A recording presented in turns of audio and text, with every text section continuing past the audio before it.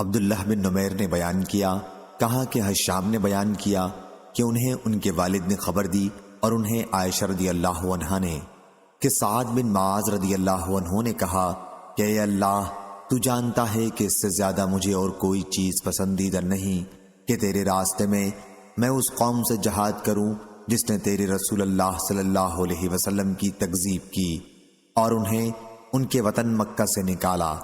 اے اللہ، لیکن ایسا معلوم ہوتا ہے کہ تو نے ہمارے اور ان کے درمیان لڑائی کا سلسلہ ختم کر دیا ہے۔ اور ابان بن یزید نے بیان کیا، ان سے حشام نے بیان کیا، ان سے ان کے والد نے اور انہیں حضرت عائشہ رضی اللہ عنہا نے خبر دی کہ یہ الفاظ سعد رضی اللہ عنہ فرماتے تھے: من قوم کذبوا نبیک واخرجوہ من قریش، یعنی جنہوں نے تیرے رسول اللہ صلی اللہ علیہ وسلم کو جھٹلایا، باہر نکال دیا، اس سے قریش کے کافر مراد ہیں۔ صحیح بخاری حدیث نمبر 3901۔ حشام نے بیان کیا، ان سے اکرمہ نے بیان کیا اور ان سے عبداللہ بن عباس رضی اللہ عنہ نے بیان کیا کہ نبی کریم صلی اللہ علیہ وسلم کو 40 سال کی عمر میں رسول بنایا گیا تھا۔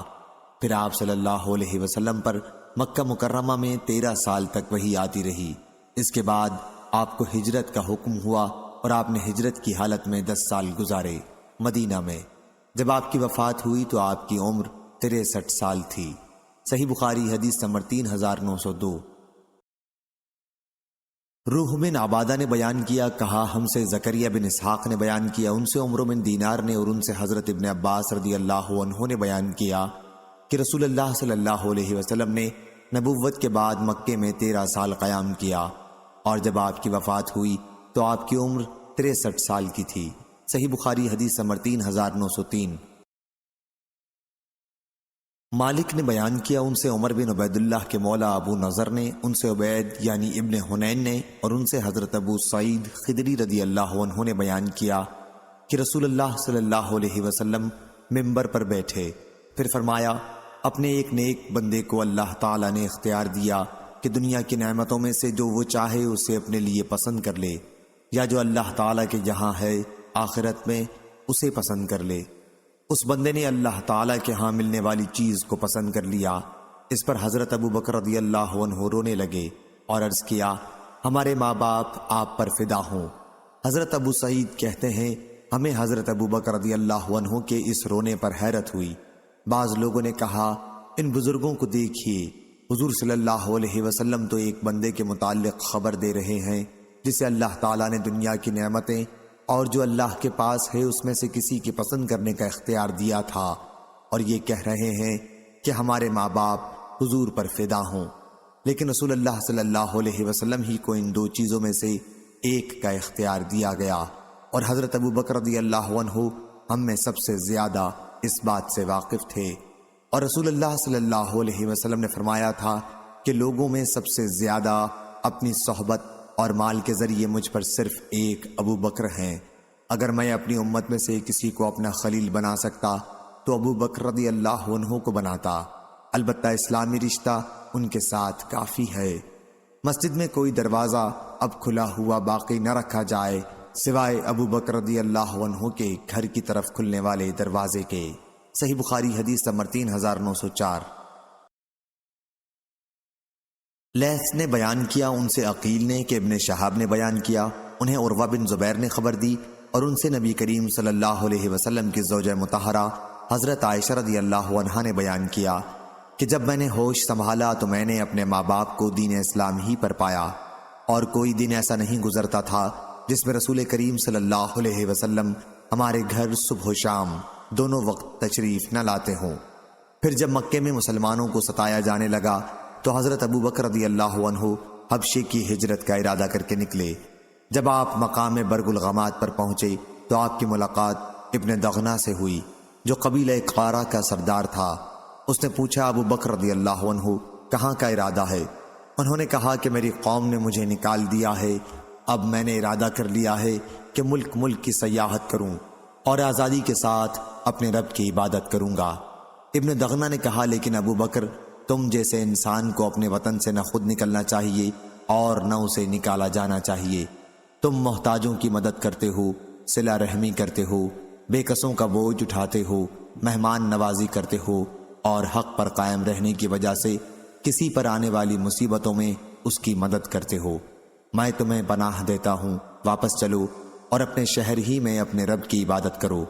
چنانچہ وہ واپس آ گئے اور ابن دغنہ بھی آپ کے ساتھ واپس آیا۔ اس کے بعد ابن دغنہ قریش کے تمام سرداروں کے یہاں شام کے وقت گیا اور سب سے اس نے کہا کہ ابو بکر رضی اللہ عنہ جیسے شخص کو نہ خود نکلنا چاہیے اور نہ اسے نکالا جانا چاہیے۔ کیا تم ایسے شخص کو نکال دو گے جو محتاجوں کی امداد کرتا ہے، صلہ رحمی کرتا ہے، بے کسوں کا بوجھ اٹھاتا ہے، مہمان نوازی کرتا ہے اور حق کی وجہ سے کسی پر آنے والی مصیبتوں میں اس کی مدد کرتا ہے؟ قریش نے ابن دغنہ کی پناہ سے انکار نہیں کیا، صرف اتنا کہا کہ ابو بکر رضی اللہ عنہ سے کہہ دو کہ اپنے رب کی عبادت اپنے گھر کے اندر ہی کیا کریں، وہیں نماز پڑھیں اور جو جی چاہے وہیں پڑھیں، اپنی عبادات سے ہمیں تکلیف نہ پہنچائیں، اس کا اظہار نہ کریں، کیونکہ ہمیں اس کا ڈر ہے کہ کہیں ہماری عورتیں اور بچے اس فتنے میں نہ مبتلا ہو جائیں۔ یہ باتیں ابن دغنہ نے حضرت ابو بکر رضی اللہ عنہ سے بھی آ کر کہہ دیں۔ کچھ دنوں تک تو آپ اس پر قائم رہے اور اپنے گھر کے اندر ہی اپنے رب کی عبادت کرتے، نہ نماز برسر عام پڑھتے اور نہ اپنے گھر کے سوا کسی اور جگہ تلاوت قرآن کرتے تھے۔ لیکن پھر انہوں نے کچھ سوچا اور اپنے گھر کے سامنے نماز پڑھنے کے لیے ایک جگہ بنائی، جہاں آپ نے نماز پڑھنی شروع کی اور تلاوت قرآن بھی وہیں کرنے لگے۔ نتیجہ یہ ہوا کہ وہاں مشرکین کی عورتوں اور بچوں کا مجمع ہونے لگا۔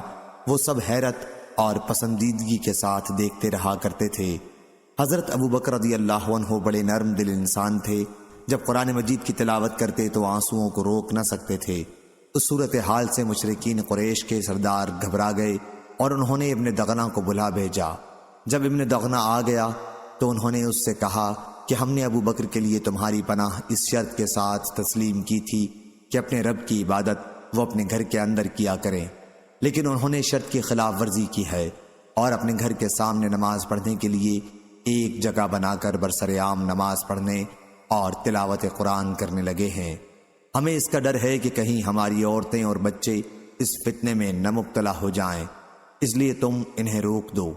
اگر انہیں یہ شرط منظور ہو کہ اپنے رب کی عبادت صرف اپنے گھر کے اندر ہی کیا کریں تو وہ ایسا کر سکتے ہیں، لیکن اگر وہ اظہار ہی کریں تو ان سے کہو کہ تمہاری پناہ واپس دے دیں، کیونکہ ہمیں یہ پسند نہیں کہ تمہاری دی ہوئی پناہ میں ہم دخل اندازی کریں، لیکن ابو بکر کے اس اظہار کو بھی ہم برداشت نہیں کر سکتے۔ حضرت عائشہ رضی اللہ عنہا نے بیان کیا کہ پھر ابن دغنہ ابو بکر رضی اللہ عنہ کے یہاں آیا اور کہا کہ جس شرط کے ساتھ میں نے آپ کے ساتھ عہد کیا تھا وہ آپ کو معلوم ہے، اب یا آپ اس شرط پر قائم رہیے یا پھر میرے عہد کو واپس کیجیے، کیونکہ یہ مجھے گوارا نہیں کہ عرب کے کانوں تک یہ بات پہنچے کہ میں نے ایک شخص کو پناہ دی تھی لیکن اس میں قریش کی طرف سے دخل اندازی کی گئی۔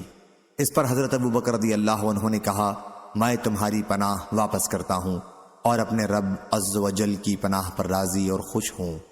حضور اکرم صلی اللہ علیہ وسلم ان دنوں مکہ میں تشریف رکھتے تھے۔ آپ نے مسلمانوں سے فرمایا کہ تمہاری ہجرت کی جگہ مجھے خواب میں دکھائی گئی ہے، وہاں کھجور کے باغات ہیں اور 2 پتھریلے میدانوں کے درمیان واقع ہے۔ چنانچہ جنہیں ہجرت کرنا تھا انہوں نے مدینے کی طرف ہجرت کی، اور جو لوگ سرزمین حبشہ ہجرت کر کے چلے گئے تھے وہ بھی مدینہ چلے آئے۔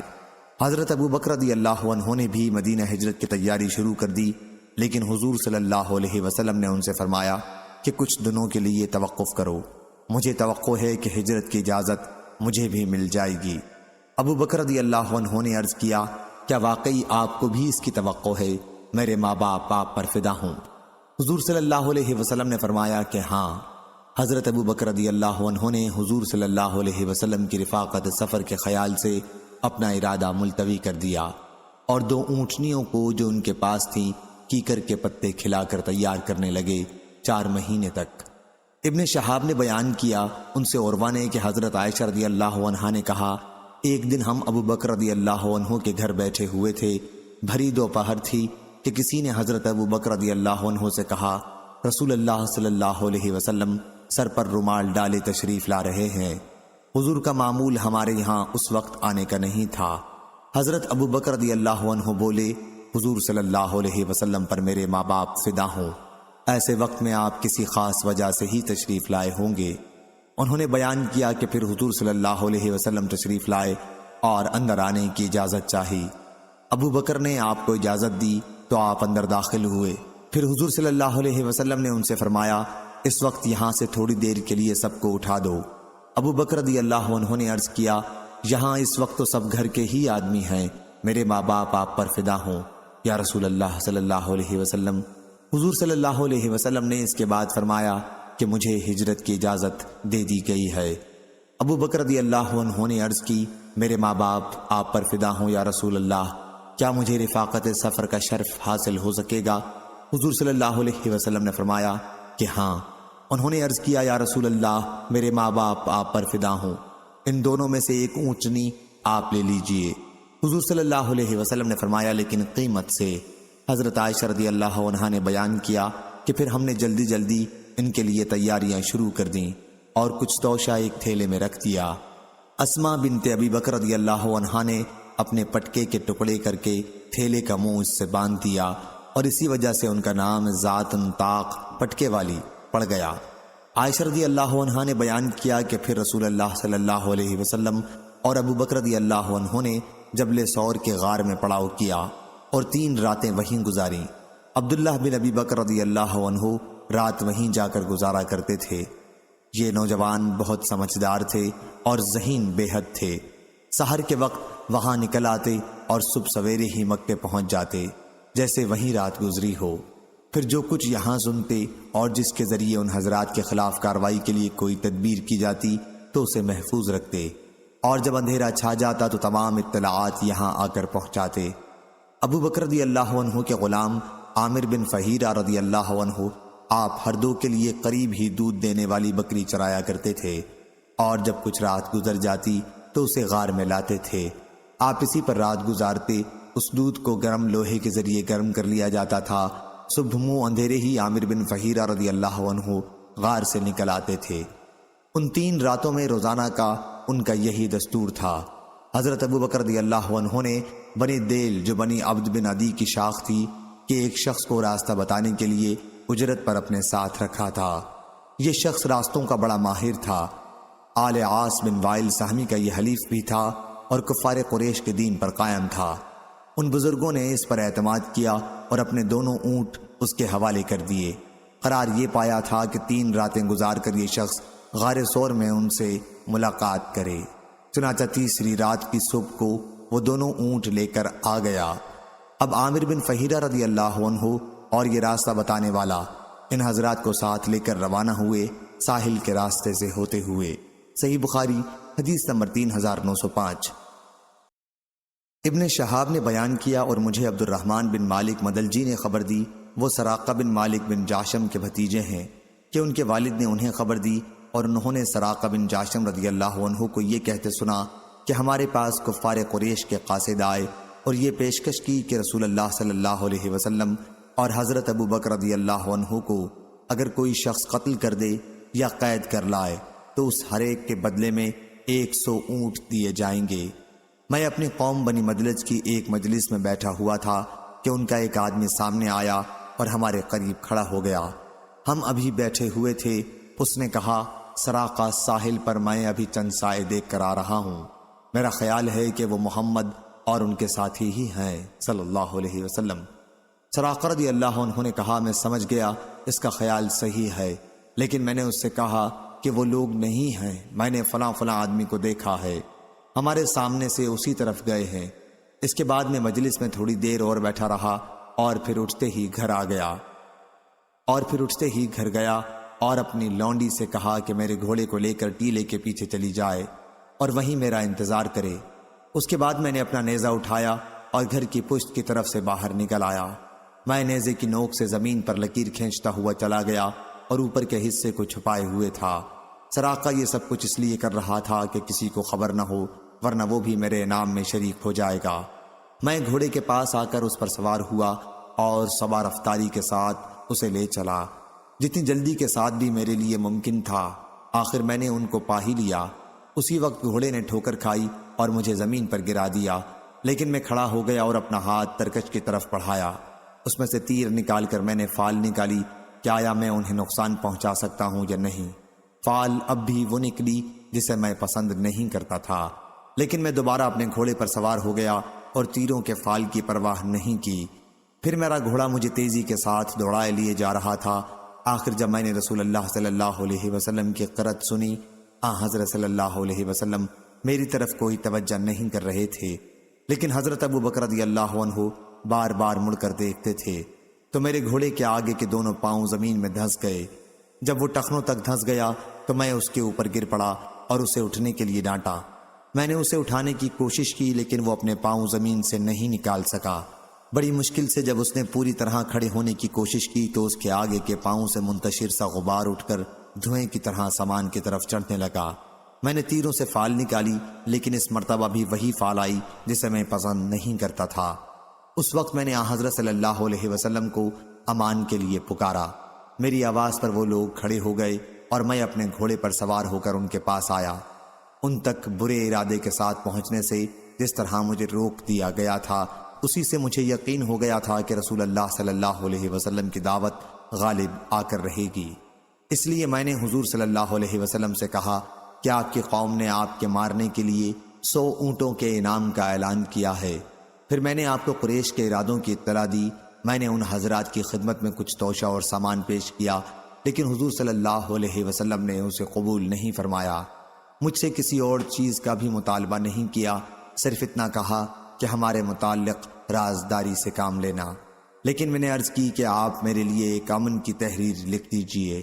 حضور صلی اللہ علیہ وسلم نے عامر بن فہیرہ رضی اللہ عنہ کو حکم دیا اور انہوں نے چمڑے کے ایک رقعے پر تحریر امن لکھ دی۔ اس کے بعد رسول اللہ صلی اللہ علیہ وسلم آگے بڑھے۔ ابن شہاب نے بیان کیا اور انہیں عروہ بن زبیر نے خبر دی کہ رسول اللہ صلی اللہ علیہ وسلم کی ملاقات زبیر رضی اللہ عنہ سے ہوئی، جو مسلمانوں کے ایک تجارتی قافلے کے ساتھ شام سے واپس آ رہے تھے۔ زبیر رضی اللہ عنہ نے حضور صلی اللہ علیہ وسلم اور ابو بکر رضی اللہ عنہ کی خدمت میں سفید پوشاک پیش کی۔ ادھر مدینے میں بھی مسلمانوں کو حضور صلی اللہ علیہ وسلم کی مکے سے ہجرت کی اطلاع ہو چکی تھی اور یہ لوگ روزانہ صبح کو مقام حرہ تک آتے اور انتظار کرتے رہتے، لیکن دوپہر کی گرمی کی وجہ سے دوپہر کو انہیں واپس جانا پڑتا تھا۔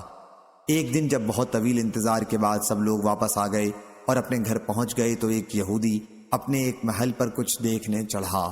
اس نے حضرت صلی اللہ علیہ وسلم اور آپ کے ساتھیوں کو دیکھا، سفید سفید چلے آ رہے ہیں یا تیزی سے جلدی جلدی آ رہے ہیں۔ جتنا آپ نزدیک ہو رہے تھے اتنی ہی دور سے پانی کی طرح ریتی کا چمکنا کم ہوتا جاتا تھا۔ یہودی بے اختیار چلا اٹھا، کیا یا عرب کے لوگوں، تمہارے یہ بزرگ سردار آ گئے جن کا تمہیں انتظار تھا۔ مسلمان ہتھیار لے کر دوڑ پڑے اور حضور صلی اللہ علیہ وسلم کا مقام حرہ پر استقبال کیا۔ آپ نے ان کے ساتھ داہنی طرف کا راستہ اختیار کیا اور بنی عمرو بن عوف کے محلے میں قیام کیا۔ یہ ربیع الاول کا مہینہ اور پیر کا دن تھا۔ ابو بکر رضی اللہ عنہ لوگوں سے ملنے کے لیے کھڑے ہو گئے اور رسول اللہ صلی اللہ علیہ وسلم خاموش بیٹھے رہے۔ انصار کے جن لوگوں نے رسول اللہ صلی اللہ علیہ وسلم کو اس سے پہلے نہیں دیکھا تھا وہ ابو بکر رضی اللہ عنہ ہی کو سلام کر رہے تھے، لیکن جب حضور اکرم صلی اللہ علیہ وسلم پر دھوپ پڑنے لگی تو حضرت ابو بکر رضی اللہ عنہ نے اپنی چادر سے حضرت صلی اللہ علیہ وسلم پر سایہ کیا۔ اس وقت سب لوگوں نے رسول اللہ صلی اللہ علیہ وسلم کو پہچان لیا۔ حضور اکرم صلی اللہ علیہ وسلم نے بنی عمرو بن عوف میں تقریباً 10 راتوں تک قیام کیا اور وہ مسجد قباء جس کی بنیاد تقوی پر قائم ہے وہ اسی دوران میں تعمیر ہوئی اور آپ نے اس میں نماز پڑھی۔ پھر جمعے کے دن حضرت صلی اللہ علیہ وسلم اپنی اونٹنی پر سوار ہوئے اور صحابہ بھی آپ کے ساتھ پیدل روانہ ہوئے۔ آخر آپ کی سواری مدینہ منورہ میں اس مقام پر آ کر بیٹھ گئی جہاں اب مسجد نبوی ہے۔ اس مقام پر چند مسلمان ان دنوں نماز ادا کیا کرتے تھے۔ یہ جگہ سہیل اور سہل تو یتیم بچوں کی تھی اور کھجور کا یہاں کھلیان لگتا تھا۔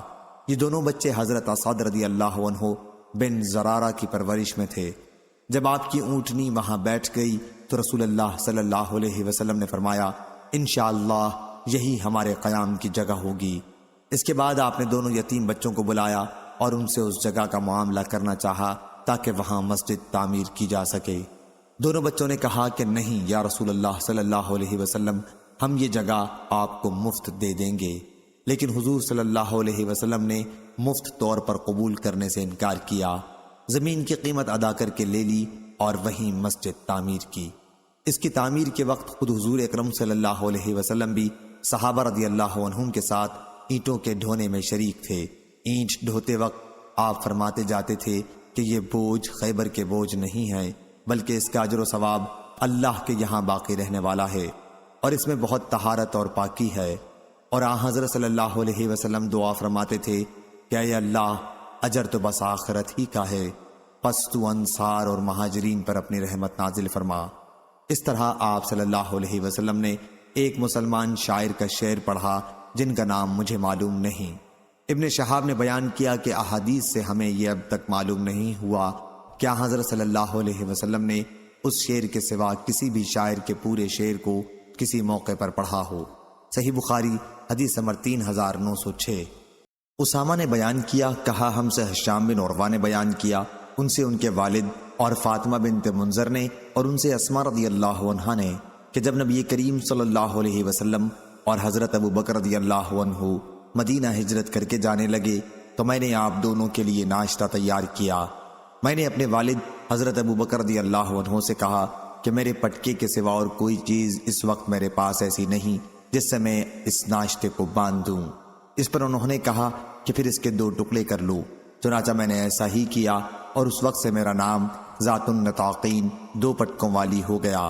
اور ابن عباس رضی اللہ عنہ نے اسما کو ذات النطاق کہا۔ صحیح بخاری حدیث نمبر 3907۔ شعبہ نے بیان کیا، ان سے ابو اسحاق نے کہا میں نے برا بن عازب رضی اللہ عنہ سے سنا، انہوں نے بیان کیا جب نبی کریم صلی اللہ علیہ وسلم مدینے کے لیے روانہ ہوئے تو سراقہ بن مالک بن جاشم نے آپ کا پیچھا کیا۔ حضرت صلی اللہ علیہ وسلم نے اس کے لیے بد دعا کی تو اس کا گھوڑا زمین میں دھس گیا۔ اس نے عرض کی کہ میرے لیے اللہ سے دعا کیجئے کہ اس مصیبت سے نجات دے، میں آپ کا کوئی نقصان نہیں کروں گا۔ آپ نے اس کے لیے دعا کی، اس کا گھوڑا زمین سے نکل آیا۔ رسول اللہ صلی اللہ علیہ وسلم کو ایک مرتبہ راستے میں پیاس معلوم ہوئی، اتنے میں ایک چرواہا گزرا۔ ابو بکر رضی اللہ عنہ نے بیان کیا کہ پھر میں نے ایک پیالہ لیا اور اس میں ریوڑ کی ایک بکری کا تھوڑا سا دودھ دوہا۔ وہ دودھ میں نے آپ کی خدمت میں لا کر پیش کیا، جسے آپ نے نوش فرمایا کہ مجھے خوشی حاصل ہوئی۔ صحیح بخاری حدیث نمبر 3908۔ ابو اسامہ نے بیان کیا، ان سے ہشام بن عروہ نے، ان سے ان کے والد نے، اور ان سے حضرت اسماء رضی اللہ عنہا نے کہ عبداللہ بن زبیر رضی اللہ عنہ ان کے پیٹ میں تھے۔ انہی دنوں جب حمل کی مدت بھی پوری ہو چکی تھی، میں مدینہ کے لیے روانہ ہوئی۔ یہاں پہنچ کر میں نے قبا میں پڑاؤ کیا اور یہیں عبداللہ رضی اللہ عنہ پیدا ہوئے۔ پھر میں انہیں لے کر رسول کریم صلی اللہ علیہ وسلم کی خدمت میں حاضر ہوئی اور آپ کی گود میں اسے رکھ دیا۔ حضرت صلی اللہ علیہ وسلم نے ایک کھجور طلب فرمائی اور اسے چبا کر آپ نے عبداللہ رضی اللہ عنہ کے منہ میں اسے رکھ دیا۔ چنانچہ سب سے پہلی چیز جو عبداللہ رضی اللہ عنہ کے پیٹ میں داخل ہوئی وہ حضور اکرم صلی اللہ علیہ وسلم کا مبارک لعاب تھا۔ اس کے بعد آپ نے ان کے لیے دعا فرمائی اور اللہ سے ان کے لیے برکت طلب کی۔ عبداللہ رضی اللہ عنہ سب سے پہلے بچے ہیں جن کی پیدائش ہجرت کے بعد ہوئی۔ زکریا کے ساتھ اس روایت کے مطابق خالد بن مخلد نے کی ہے، ان سے علی بن مسہر نے بیان کیا، ان سے ہشام نے، ان سے ان کے والد نے، اور ان سے حضرت اسماء رضی اللہ عنہا نے کہ جب نبی کریم صلی اللہ علیہ وسلم کی خدمت میں حاضر ہونے کو نکلیں تو وہ حاملہ تھیں۔ صحیح بخاری حدیث نمبر 3909۔ قتیبہ نے بیان کیا، ان سے ابو اسامہ نے، ان سے ہشام بن عروہ نے، ان سے ان کے باپ عروہ نے، اور ان سے حضرت عائشہ رضی اللہ عنہا نے بیان کیا کہ سب سے پہلا بچہ جو اسلام میں ہجرت کے بعد پیدا ہوا عبداللہ بن زبیر رضی اللہ عنہ ہے۔ انہیں لوگ نبی کریم صلی اللہ علیہ وسلم کی خدمت میں لائے تو حضرت صلی اللہ علیہ وسلم نے ایک کھجور لے کر اسے چبایا، پھر اس کو ان کے منہ میں ڈال دیا۔ اس لیے سب سے پہلی چیز جو ان کے پیٹ میں گئی وہ حضرت صلی اللہ علیہ وسلم کا لعاب مبارک تھا۔ صحیح بخاری حدیث نمبر 3910۔ عبد الصمد نے بیان کیا، کہا مجھ سے میرے باپ عبد الوارث نے بیان کیا، ان سے عبد العزیز بن صہیب نے بیان کیا، اور ان سے انس بن مالک رضی اللہ عنہ نے بیان کیا۔ انہوں نے کہا کہ نبی کریم صلی اللہ علیہ وسلم جب مدینہ تشریف لائے تو حضرت ابو بکر صدیق رضی اللہ عنہ آپ کی سواری پر پیچھے بیٹھے ہوئے تھے۔ حضرت ابو بکر رضی اللہ عنہ بوڑھے ہو گئے تھے اور ان کو لوگ پہچانتے بھی تھے، لیکن حضور اکرم صلی اللہ علیہ وسلم ابھی جوان معلوم ہوتے تھے اور آپ کو لوگ عام طور سے پہچانتے بھی نہ تھے۔ بیان کیا کہ اگر راستے میں کوئی ملتا اور پوچھتا کہ اے ابو بکر یہ تمہارے ساتھ کون صاحب ہیں، تو آپ جواب دیتے کہ یہ میرے ہادی ہیں، مجھے راستہ بتاتے ہیں۔ پوچھنے والا یہ سمجھتا کہ مدینے کا راستہ بتلانے والا ہے، اور ابو بکر رضی اللہ عنہ کا مطلب اس کلام سے یہ تھا کہ آپ دین و ایمان کا راستہ بتلاتے ہیں۔ ایک مرتبہ حضرت ابو بکر رضی اللہ عنہ پیچھے مڑے تو ایک سوار نظر آیا جو ان کے قریب آ چکا تھا۔ انہوں نے کہا یا رسول اللہ، یہ سوار آ گیا اور اب ہمارے قریب ہی پہنچنے والا ہے۔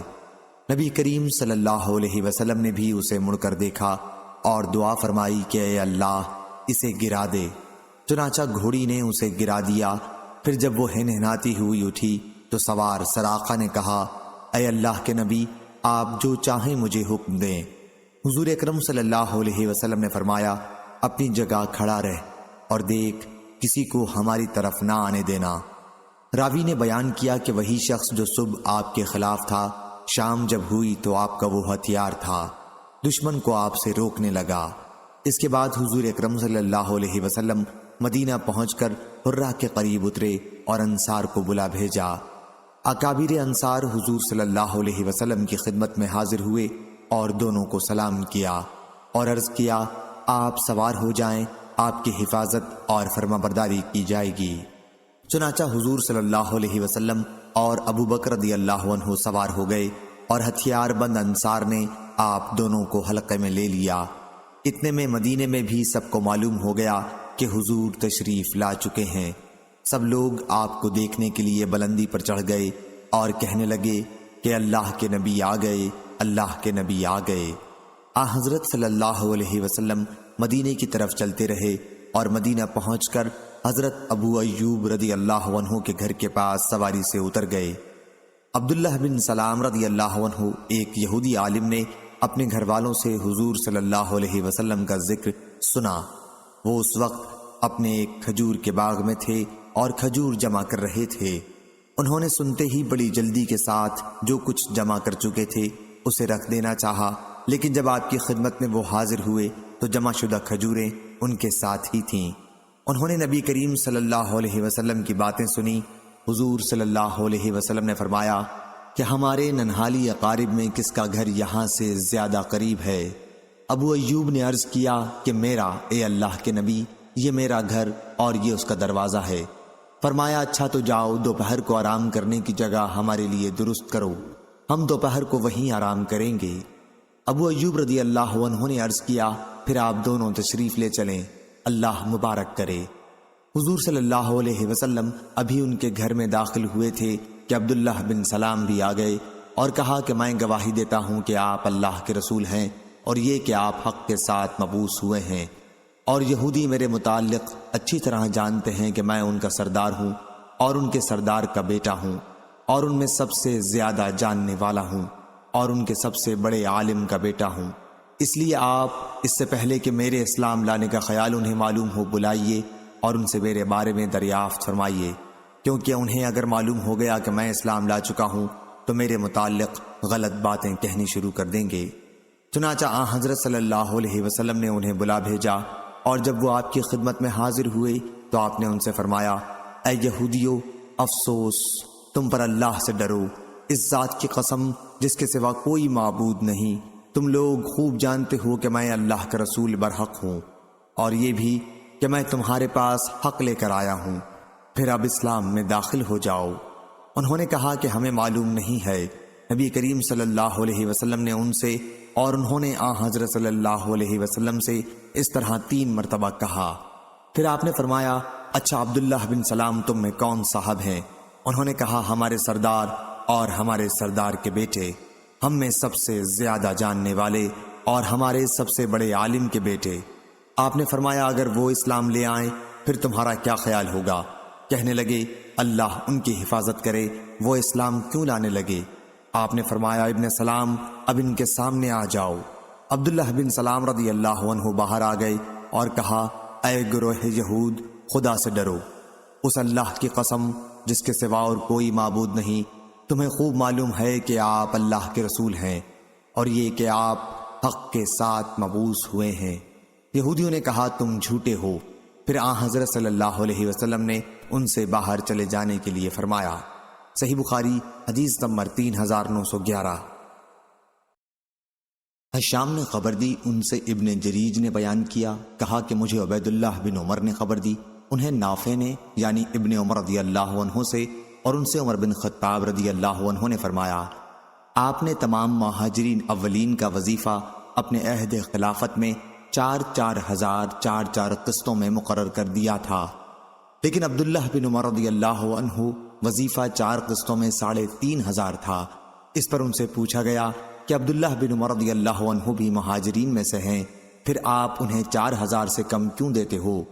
تو حضرت عمر رضی اللہ عنہ نے کہا کہ انہیں ان کے والدین ہجرت کر کے یہاں لائے تھے، اس لیے وہ ان مہاجرین کے برابر نہیں ہو سکتے جنہوں نے خود ہجرت کی تھی۔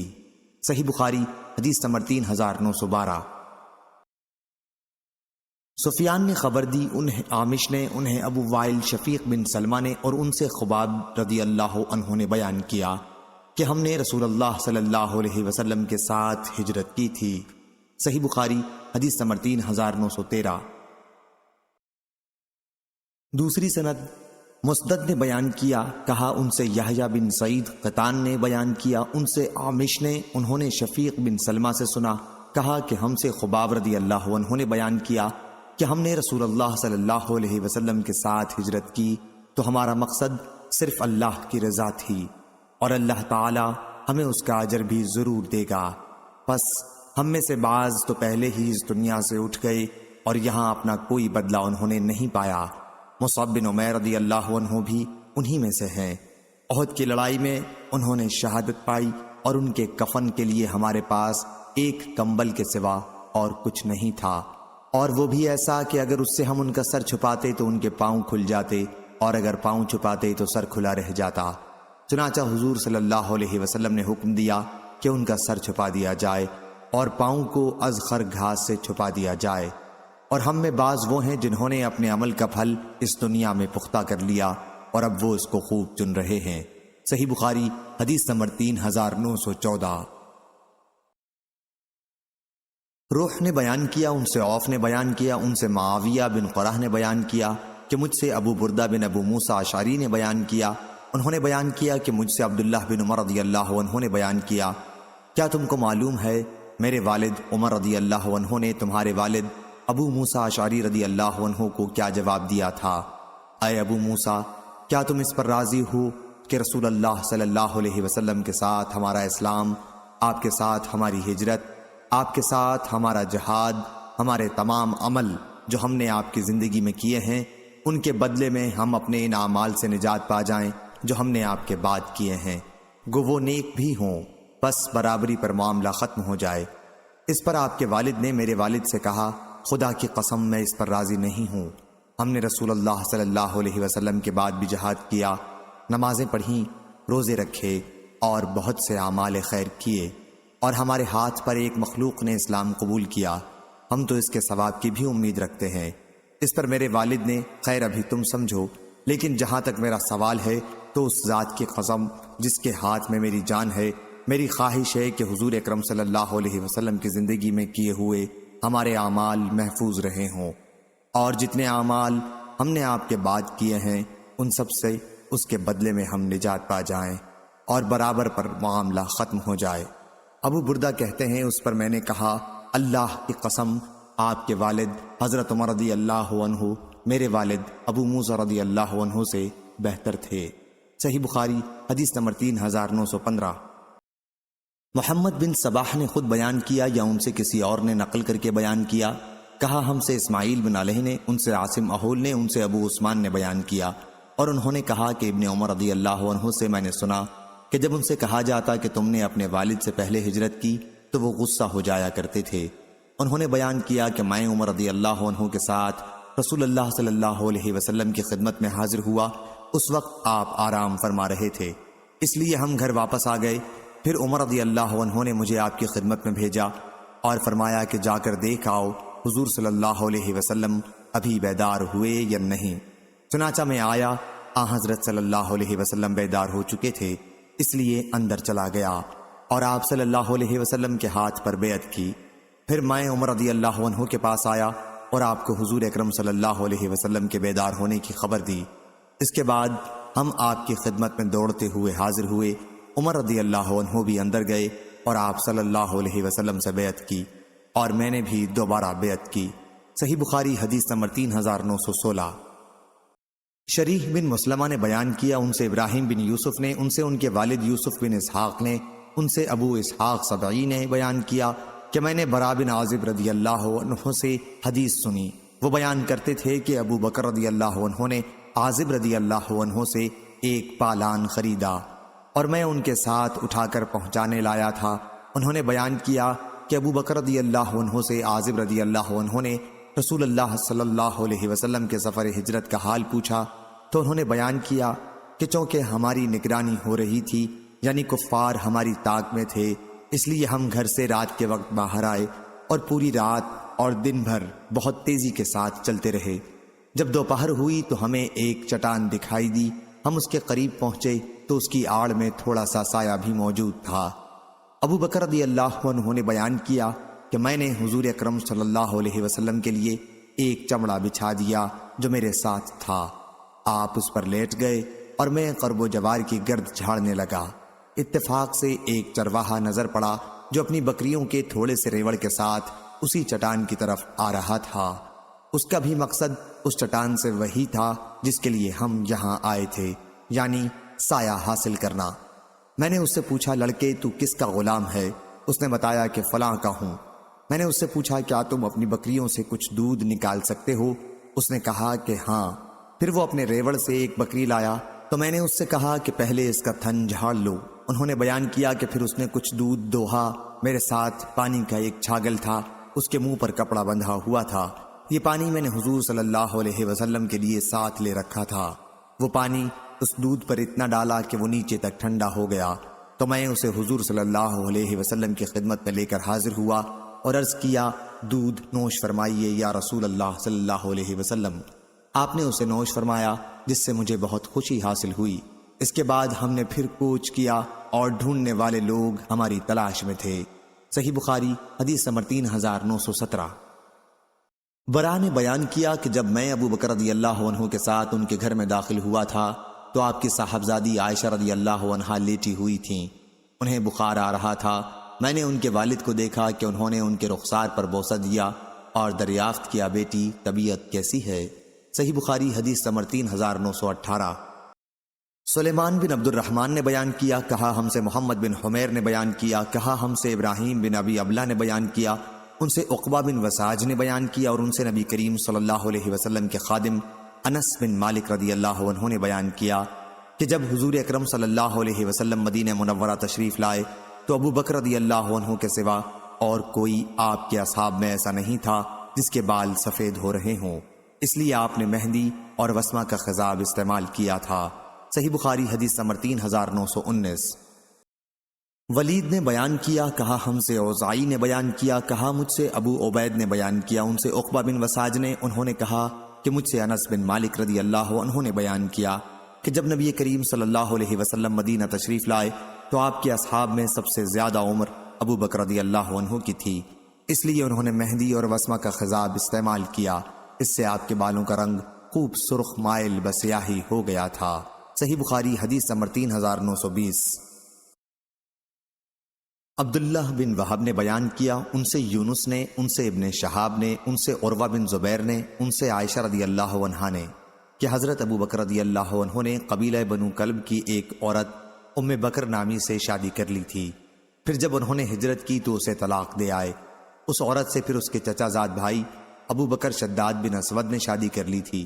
یہ شخص شاعر تھا اور اسی نے یہ مشہور مرثیہ کفار قریش کے بارے میں کہا تھا، مقام بدر کے کنووں کو میں کیا کہوں کہ انہوں نے ہمیں درخت شیزہ کے بڑے بڑے پیالوں سے محروم کر دیا جو کبھی اونٹ کو کوہان کے گوشت سے بھی بہتر ہوا کرتے تھے۔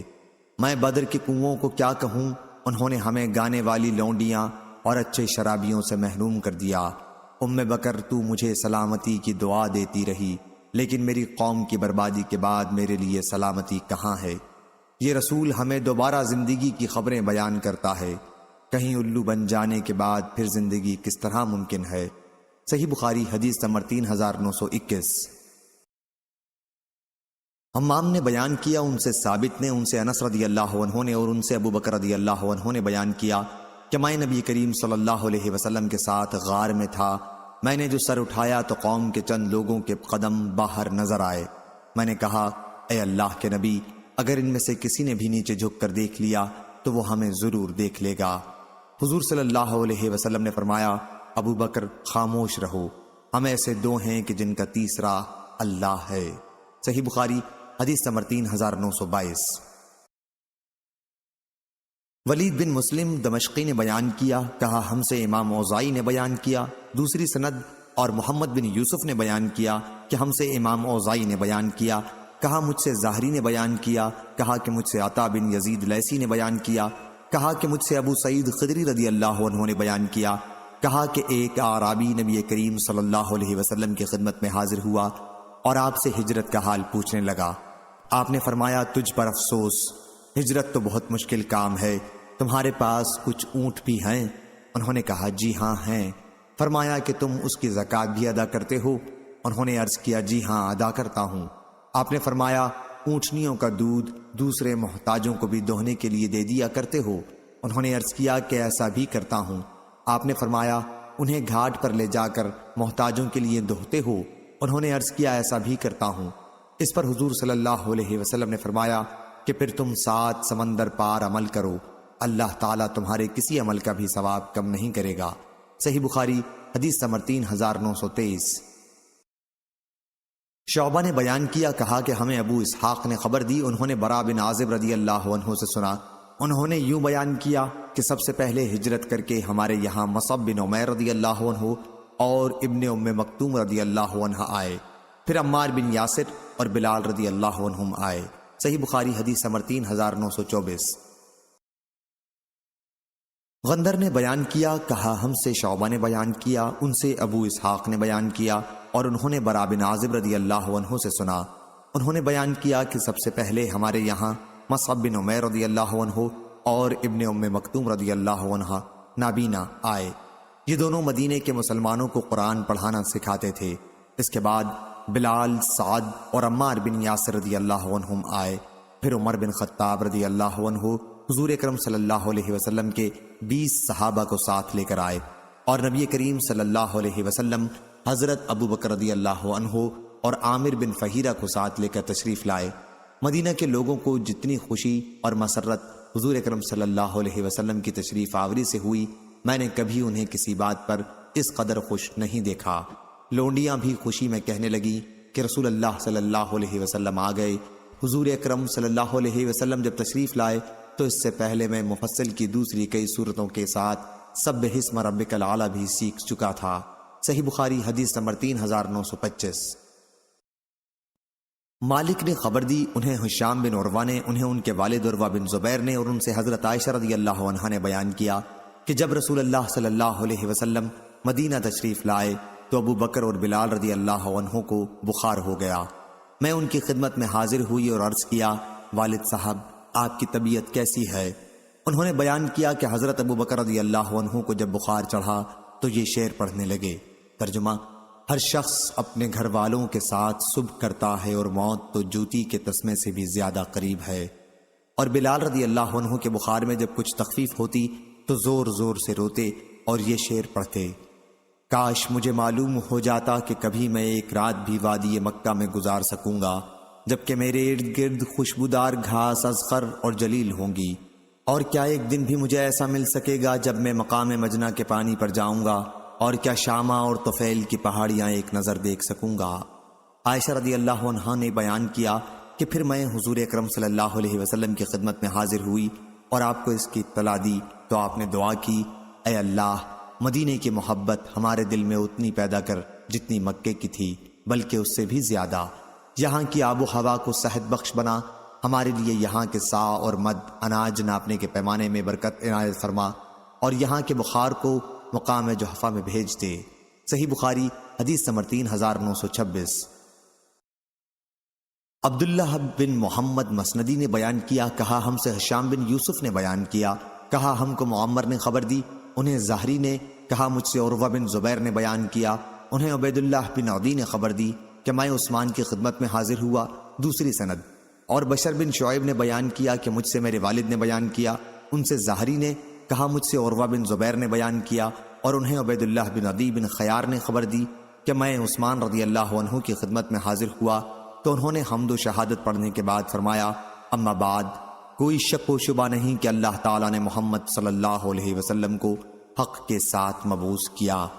میں بھی ان لوگوں میں تھا جنہوں نے اللہ اور اس کے رسول کی دعوت پر ابتدا ہی میں لبیک کہا، اور میں ان تمام چیزوں پر ایمان لایا جنہیں لے کر حضرت صلی اللہ علیہ وسلم مبعوث ہوئے تھے۔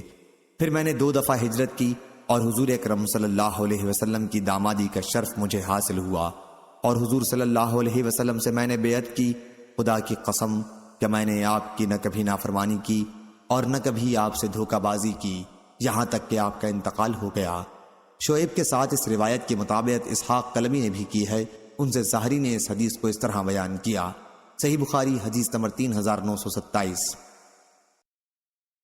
عبداللہ بن وہب نے بیان کیا، ان سے امام مالک نے بیان کیا، دوسری سند، اور مجھے یونس نے خبر دی، ان سے ابن شہاب نے بیان کیا، کہا مجھ کو عبید اللہ بن عبداللہ نے خبر دی، اور انہیں ابن عباس رضی اللہ عنہ نے خبر دی کہ عبد الرحمن بن عوف رضی اللہ عنہ منا میں اپنے خیمے کی طرف واپس آ رہے تھے۔ یہ عمر رضی اللہ عنہ کے آخری حج کا واقعہ ہے، تو ان کی مجھ سے ملاقات ہو گئی۔ انہوں نے کہا کہ عمر رضی اللہ عنہ حاجیوں کو خطاب کرنے والے تھے، اس لیے میں نے عرض کیا کہ اے امیر المومنین، موسم حج میں معمولی سوجھ بوجھ رکھنے والے سب طرح کے لوگ جمع ہوتے ہیں اور شور و غل بہت ہوتا ہے، اس لیے میرا خیال ہے کہ آپ اپنا ارادہ موقوف کر دیں اور مدینہ پہنچ کر خطاب فرمائیں، کیونکہ وہ ہجرت اور سنت کا گھر ہے اور وہاں سمجھدار، معزز اور صاحب عقل لوگ رہتے ہیں۔ اس پر عمر رضی اللہ عنہ نے کہا کہ تم ٹھیک کہتے ہو، مدینہ پہنچتے ہی سب سے پہلی فرصت میں لوگوں کو خطاب کرنے کے لیے ضرور کھڑا ہوں گا۔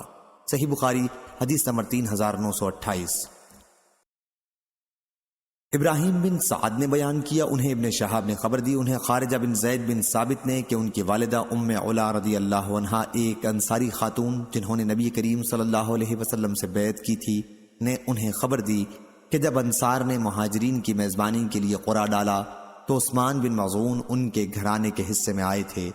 ام علا رضی اللہ عنہا نے بیان کیا کہ پھر عثمان رضی اللہ عنہ ہمارے یہاں بیمار پڑ گئے، میں نے ان کی پوری طرح تیمارداری کی لیکن وہ نہ بچ سکے، ہم نے انہیں ان کے کپڑوں میں لپیٹ دیا تھا، اتنے میں نبی کریم صلی اللہ علیہ وسلم بھی تشریف لائے، تو میں نے کہا ابو صائب، عثمان رضی اللہ عنہ کی کنیت تم پر اللہ کی رحمتیں ہوں، میری تمہارے متعلق گواہی ہے کہ اللہ تعالیٰ نے تمہیں اپنے اکرام سے نوازا ہے۔ یہ سن کر حضور اکرم صلی اللہ علیہ وسلم نے فرمایا، تمہیں یہ کیسے معلوم ہوا کہ اللہ تعالیٰ نے انہیں اپنے اکرام سے نوازا ہے؟ میں نے عرض کیا، مجھے تو اس سلسلے میں کچھ خبر نہیں ہے، میرے ماں باپ آپ پر فدا ہوں یا رسول اللہ، لیکن اور کسے نوازے گا؟ حضور صلی اللہ علیہ وسلم نے فرمایا، اس میں تو واقعی کوئی شک و شبہ نہیں کہ ایک یقینی امر موت ان کو آ چکی ہے، خدا کی قسم کہ میں بھی ان کے لیے اللہ تعالیٰ سے خیر خواہی کی امید رکھتا ہوں، لیکن میں حالانکہ اللہ کا رسول ہوں تو خود اپنے متعلق نہیں جان سکتا کہ میرے ساتھ کیا معاملہ ہوگا۔ ام علا رضی اللہ عنہا نے عرض کیا، پھر خدا کی قسم اس کے بعد میں اب کسی کے بارے میں اس کی پاکی نہیں کروں گی۔ انہوں نے بیان کیا کہ اس واقعے پر مجھے بڑا رنج ہوا، پھر میں سو گئی تو میں نے خواب میں دیکھا کہ عثمان بن مظعون کے لیے ایک بہتا ہوا چشمہ ہے۔ میں آپ کی خدمت میں حاضر ہوئی اور آپ سے اپنا خواب بیان کیا تو آپ نے فرمایا کہ یہ ان کا عمل تھا۔ صحیح بخاری حدیث نمبر 3929۔ ابو اسامہ نے بیان کیا، ان سے ہشام نے، ان سے ان کے والد نے اور ان سے عائشہ رضی اللہ عنہا نے بیان کیا کہ بعاث کی لڑائی کو انصار کے قبائل اوس و خزرج کے درمیان اللہ تعالیٰ نے رسول اللہ صلی اللہ علیہ وسلم کے مدینے میں آنے سے پہلے ہی برپا کرا دیا تھا۔ چنانچہ جب آپ مدینے میں تشریف لائے تو انصار میں پھوٹ پڑی ہوئی تھی اور ان کے سردار قتل ہو چکے تھے۔ اس میں اللہ کی یہ حکمت معلوم ہوتی ہے کہ انصار اسلام قبول کر لیں۔ صحیح بخاری حدیث نمبر 3930۔ محمد بن مسنہ نے بیان کیا، کہا ہم سے غندر نے بیان کیا، ان سے شعبہ نے بیان کیا، ان سے ہشام نے، ان سے ان کے والد نے اور ان سے حضرت عائشہ رضی اللہ عنہا نے کیا حضرت ابو بکر صدیق رضی اللہ عنہ ان کے یہاں آئے تو نبی کریم صلی اللہ علیہ وسلم بھی وہیں تشریف رکھتے تھے۔ عید الفطر یا عید الاضحیٰ کا دن تھا۔ دو لڑکیاں یوم بعاث کے بارے میں وہ اشعار پڑھ رہی تھیں جو انصار کے شعراء نے اپنے فخر میں کہے تھے۔ حضرت ابو بکر رضی اللہ عنہ نے کہا، یہ شیطانی گانے باجے آن حضرت صلی اللہ علیہ وسلم کے گھر میں؟ 2 مرتبہ انہوں نے یہ جملہ دہرایا، لیکن آپ نے فرمایا، ابو بکر انہیں چھوڑ دو، ہر قوم کی عید ہوتی ہے اور ہماری عید آج کا یہ دن ہے۔ صحیح بخاری حدیث نمبر 3931۔ مسدد نے بیان کیا، کہا ہم سے عبد الوارث نے بیان کیا۔ دوسری سند اور ہم سے اسحاق بن منصور نے بیان کیا، کہا ہم کو عبد الصمد نے خبر دی، کہا کہ میں نے اپنے والد عبد الوارث سے سنا، انہوں نے بیان کیا کہ ہم سے ابو طیاح یزید بن حمید سوائی نے بیان کیا، کہا کہ مجھ سے حضرت انس بن مالک رضی اللہ عنہ نے بیان کیا، انہوں نے کہا کہ جب نبی کریم صلی اللہ علیہ وسلم مدینہ تشریف لائے تو مدینے کے بلند جانب قباء کے ایک محلے میں آپ نے سب سے پہلے قیام کیا، جسے بنی عمرو بن عوف کا محلہ کہا جاتا تھا۔ راوی نے بیان کیا کہ حضور صلی اللہ علیہ وسلم نے وہاں 14 رات قیام کیا، پھر آپ نے قبیلہ بنی نجار کے لوگوں کو بلا بھیجا۔ انہوں نے بیان کیا کہ انصار بنی نجار آپ کی خدمت میں تلواریں لٹکائے ہوئے حاضر ہوئے۔ راوی نے بیان کیا، گویا اس وقت بھی وہ منظر میری نظروں کے سامنے ہے، کیا حضرت صلی اللہ علیہ وسلم اپنی سواری پر سوار ہیں، حضرت ابو بکر صدیق رضی اللہ عنہ اسی سواری پر آپ کے پیچھے سوار ہیں، اور بنی نجار کے انصار آپ کے چاروں طرف حلقہ بنائے ہوئے مسلح پیدل چلے جا رہے ہیں۔ آخر آپ حضرت ابو ایوب انصاری کے گھر کے قریب اتر گئے۔ راوی نے بیان کیا کہ ابھی تک جہاں بھی نماز کا وقت ہو جاتا وہیں آپ نماز پڑھ لیتے تھے، بکریوں کے ریوڑ جہاں رات کو باندھے جاتے وہاں بھی نماز پڑھ لی جاتی تھی۔ بیان کیا کہ پھر حضور صلی اللہ علیہ وسلم نے مسجد کی تعمیر کا حکم فرمایا، آپ نے اس کے لیے قبیلہ بنی نجار کے لوگوں کو بلا بھیجا، وہ حاضر ہوئے تو آپ نے فرمایا، اے بنو نجار اپنے اس باغ کی قیمت طے کر لو۔ انہوں نے عرض کیا، نہیں اللہ کی قسم، ہم اس کی قیمت اللہ کے سوا اور کسی سے نہیں لے سکتے۔ راوی نے بیان کیا کہ اس باغ میں وہ چیزیں تھیں جو میں تم سے بیان کروں گا، اس میں مشرکین کی قبریں تھیں، کچھ اس میں کھنڈر تھا اور کھجوروں کے چند درخت بھی تھے۔ حضرت صلی اللہ علیہ وسلم کے حکم سے مشرکین کی قبریں اکھاڑ دی گئیں، جہاں کھنڈر تھا اسے برابر کیا گیا اور کھجوروں کے درخت کاٹ دیے گئے۔ راوی نے بیان کیا کہ کھجور کے تنے مسجد کے قبلے کی طرف ایک قطار میں بطور دیوار رکھ دیے گئے اور دروازے میں چوکھٹ کی جگہ پتھر رکھ دیے۔ حضرت انس رضی اللہ عنہ نے بیان کیا کہ صحابہ جب پتھر ڈھو رہے تھے تو شعر پڑھتے جاتے تھے، حضرت صلی اللہ علیہ وسلم بھی ان کے ساتھ خود پتھر ڈھوتے اور شعر پڑھتے۔ صحابہ رضی اللہ عنہم یہ شعر پڑھتے کہ اے اللہ، آخرت ہی کی خیر خیر ہے پس تو انصار اور مہاجرین کی مدد فرما۔ صحیح بخاری حدیث نمبر 3932۔ ابراہیم بن حمزہ نے بیان کیا، کہا ہم سے حاتم بن اسماعیل نے بیان کیا، ان سے عبد الرحمن بن حمید ظاہری نے بیان کیا، انہوں نے خلیفہ عمر بن عبدالعزیز سے سنا، وہ نمرکندی کے بھانجے صائب بن یزید سے دریافت کر رہے تھے کہ تم نے مکے میں مہاجر کے ٹھہرنے کے مسئلے میں کیا سنا ہے؟ انہوں نے بیان کیا، میں نے حضرت علا بن حضری رضی اللہ عنہ سے سنا، وہ بیان کرتے تھے رسول اللہ صلی اللہ علیہ وسلم نے فرمایا، مہاجر کو حج میں طواف وداع کے بعد 3 دن ٹھہرنے کی اجازت ہے۔ صحیح بخاری حدیث نمبر 3933۔ عبداللہ بن مسلمہ قامبی نے بیان کیا، کہا ہم سے عبدالعزیز بن ابو حازم نے بیان کیا، ان سے ان کے والد سلمہ بن دینار نے، ان سے سہل بن سعد سعدی رضی اللہ عنہ نے بیان کیا کہ تاریخ کا شمار نبی کریم صلی اللہ علیہ وسلم کی نبوت کے سال سے ہوا اور نہ آپ کی وفات کے سال سے، بلکہ اس کا شمار مدینہ کی ہجرت کے سال سے ہوا۔ صحیح بخاری حدیث نمبر 3934۔ یزید بن زری نے بیان کیا، کہا ہم سے معمر نے بیان کیا، ان سے ظاہری نے، ان سے عروہ نے اور ان سے حضرت عائشہ رضی اللہ عنہا نے بیان کیا کہ پہلے نماز صرف 2 رکعت فرض ہوئی تھی، پھر نبی کریم صلی اللہ علیہ وسلم نے ہجرت کی تو وہ فرض رکعات 4 رکعات ہو گئیں، البتہ سفر کی حالت میں نماز اپنی حالت میں باقی رکھی گئی۔ اس روایت کی مطابقت عبدالرزاق نے معمر سے کی ہے۔ صحیح بخاری حدیث نمبر 3935۔ یحییٰ بن قزا نے بیان کیا، کہا ہم سے ابراہیم بن سعد نے بیان کیا، ان سے ظاہری نے، ان سے عامر بن سعد بن مالک نے اور ان سے ان کے والد حضرت سعد بن ابی وقاص رضی اللہ عنہ نے بیان کیا کہ نبی کریم صلی اللہ علیہ وسلم حجۃ الوداع 10 ہجری کے موقع پر میری مزاج پرسی کے لیے تشریف لائے۔ اس مرض میں میرے بچنے کی کوئی امید نہیں رہی تھی۔ میں نے عرض کیا، یا رسول اللہ، مرض کی شدت آپ خود ملاحظہ فرما رہے ہیں، میرے پاس مال بہت ہے اور صرف میری ایک لڑکی وارث ہے، تو کیا میں اپنے 2/3 مال کا صدقہ کر دوں؟ حضرت صلی اللہ علیہ وسلم نے فرمایا کہ نہیں۔ میں نے عرض کیا، پھر آدھے کا کر دوں؟ فرمایا کہ سعد، بس 1/2 کا کر دو، یہ بھی بہت ہے۔ اگر اپنی اولاد کو مالدار چھوڑ کر جائے تو یہ اس سے بہتر ہے کہ انہیں محتاج چھوڑے اور وہ لوگوں کے سامنے ہاتھ پھیلاتے پھریں۔ احمد بن یونس نے بیان کیا، ان سے ابراہیم بن سعد نے، کہ تم اپنی اولاد کو چھوڑ کر جو کچھ بھی خرچ کرو گے اور اس سے اللہ تعالیٰ کی رضامندی مقصود ہوگی تو اللہ تعالیٰ تمہیں اس کا ثواب دے گا۔ اللہ تمہیں اس لقمے پر بھی ثواب دے گا جو تم اپنی بیوی کے منہ میں ڈالو۔ میں نے پوچھا، یا رسول اللہ صلی اللہ علیہ وسلم، کیا میں اپنے ساتھیوں سے پیچھے مکے میں رہ جاؤں گا؟ حضرت صلی اللہ علیہ وسلم نے فرمایا کہ تم پیچھے نہیں رہو گے، اور تم جو بھی عمل کرو گے اور اس سے مقصود اللہ تعالیٰ کی رضامندی ہوگی تو تمہارا مرتبہ اس کی وجہ سے بلند ہوتا رہے گا، اور شاید تم ابھی بہت دنوں تک زندہ رہو گے، تم سے بہت سے لوگوں مسلمانوں کو نفع پہنچے گا اور بہتوں کو غیر مسلموں کو نقصان ہوگا۔ اے اللہ، میرے صحابہ کی ہجرت پوری کر دے اور انہیں الٹے پاؤں واپس نہ کر کہ وہ ہجرت کو چھوڑ کر اپنے گھروں کو واپس آ جائیں۔ البتہ سعد بن خولہ نقصان میں پڑ گئے، اور احمد بن یونس اور موسیٰ بن اسماعیل نے اس حدیث کو ابراہیم بن سعد سے روایت کیا۔ اس میں اپنی اولاد ذریت کو چھوڑو کے بجائے تم اپنے وارثوں کو چھوڑو، یہ الفاظ مروی ہیں۔ صحیح بخاری حدیث نمبر 3936۔ یوسف بیکندی نے بیان کیا، ان سے سفیان بن عینہ نے بیان کیا، ان سے حمید طویل نے، اور ان سے انس رضی اللہ عنہ نے بیان کیا کہ جب عبد الرحمن بن عوف رضی اللہ عنہ ہجرت کر کے آئے تو حضرت صلی اللہ علیہ وسلم نے ان کا بھائی چارہ سعد بن ربیع انصاری کے ساتھ کرایا تھا۔ سعد نے ان سے کہا کہ ان کے اہل و مال میں سے آدھا وہ قبول کر لیں، لیکن عبد الرحمن رضی اللہ عنہ نے کہا کہ اللہ تعالیٰ آپ کے اہل و مال میں برکت دے، آپ تو مجھے بازار کا راستہ بتا دیں۔ چنانچہ انہوں نے تجارت شروع کر دی، اور پہلے دن انہیں کچھ پنیر اور گھی میں نفع ملا۔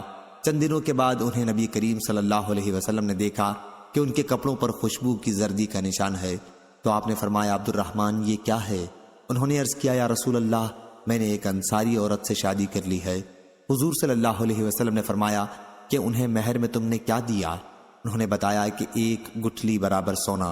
حضور صلی اللہ علیہ وسلم نے فرمایا، اب ولیمہ کر، خواہ ایک ہی بکری کا ہو۔ صحیح بخاری حدیث نمبر 3937۔ حامد بن عمر نے بیان کیا، کہا ہم سے بشر بن مفضل نے، ان سے حمید طویل نے بیان کیا، اور ان سے حضرت انس رضی اللہ عنہ نے، کہ جب عبداللہ بن سلام رضی اللہ عنہ کو رسول اللہ صلی اللہ علیہ وسلم کے مدینہ آنے کی خبر ہوئی تو وہ آپ سے چند سوال کرنے کے لیے آئے۔ انہوں نے کہا کہ میں آپ سے 3 چیزوں کے متعلق پوچھوں گا جنہیں نبی صلی اللہ علیہ وسلم کے سوا اور کوئی نہیں جانتا۔ قیامت کی سب سے پہلی نشانی کیا ہوگی؟ اہل جنت کی ضیافت سب سے پہلے کس کھانے سے کی جائے گی؟ اور کیا بات ہے کہ بچہ کبھی باپ پر جاتا ہے اور کبھی ماں پر؟ حضور صلی اللہ علیہ وسلم نے فرمایا کہ جواب ابھی مجھے حضرت جبریل نے آ کر بتایا ہے۔ عبداللہ بن سلام نے کہا کہ یہ ملائکہ میں یہودیوں کے دشمن ہیں۔ آپ نے فرمایا، قیامت کی پہلی نشانی ایک آگ ہے جو انسانوں کو مشرق سے مغرب کی طرف لے جائے گی۔ جس کھانے سے سب سے پہلے اہل جنت کی ضیافت ہوگی وہ مچھلی کی کلیجی کا بڑا ہوا ٹکڑا ہوگا جو نہایت لذیذ اور زود ہضم ہوتا ہے، اور بچہ باپ کی صورت پر اس وقت جاتا ہے جب عورت کے پانی پر مرد کا پانی غالب آ جائے، اور جب مرد کے پانی پر عورت کا پانی غالب آ جائے تو بچہ ماں پر جاتا ہے۔ عبداللہ بن سلام رضی اللہ عنہ نے کہا، میں گواہی دیتا ہوں کہ اللہ کے سوا اور کوئی معبود نہیں، اور گواہی دیتا ہوں کہ آپ اللہ کے رسول ہیں۔ پھر انہوں نے عرض کیا، یا رسول اللہ، یہودی بڑے بہتان لگانے والے لوگ ہیں، اس لیے آپ اس سے پہلے کہ میرے اسلام کے بارے میں انہیں کچھ معلوم ہو ان سے میرے متعلق دریافت فرمائیں۔ چنانچہ چند یہودی آئے تو آپ نے ان سے فرمایا کہ تمہاری قوم میں عبداللہ بن سلام کون ہیں؟ وہ کہنے لگے کہ ہم میں سب سے بہتر اور سب سے بہتر کے بیٹے ہیں، ہم میں سب سے افضل اور سب سے افضل کے بیٹے۔ آپ نے فرمایا، تمہارا کیا خیال ہے اگر وہ اسلام لائیں؟ وہ کہنے لگے، اس سے اللہ تعالیٰ انہیں اپنی پناہ میں رکھے۔ حضور صلی اللہ علیہ وسلم نے دوبارہ ان سے یہی سوال کیا اور انہوں نے یہی جواب دیا۔ اس کے بعد عبداللہ بن سلام رضی اللہ عنہ باہر آئے اور کہا میں گواہی دیتا ہوں کہ اللہ کے سوا کوئی معبود نہیں اور یہ محمد صلی اللہ علیہ وسلم اللہ کے رسول ہیں۔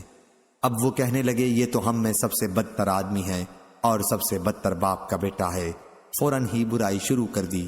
حضرت عبداللہ بن سلام رضی اللہ عنہ نے عرض کیا یا رسول اللہ صلی اللہ علیہ وسلم اسی کا مجھے ڈر تھا۔ صحیح بخاری حدیث نمبر 3938۔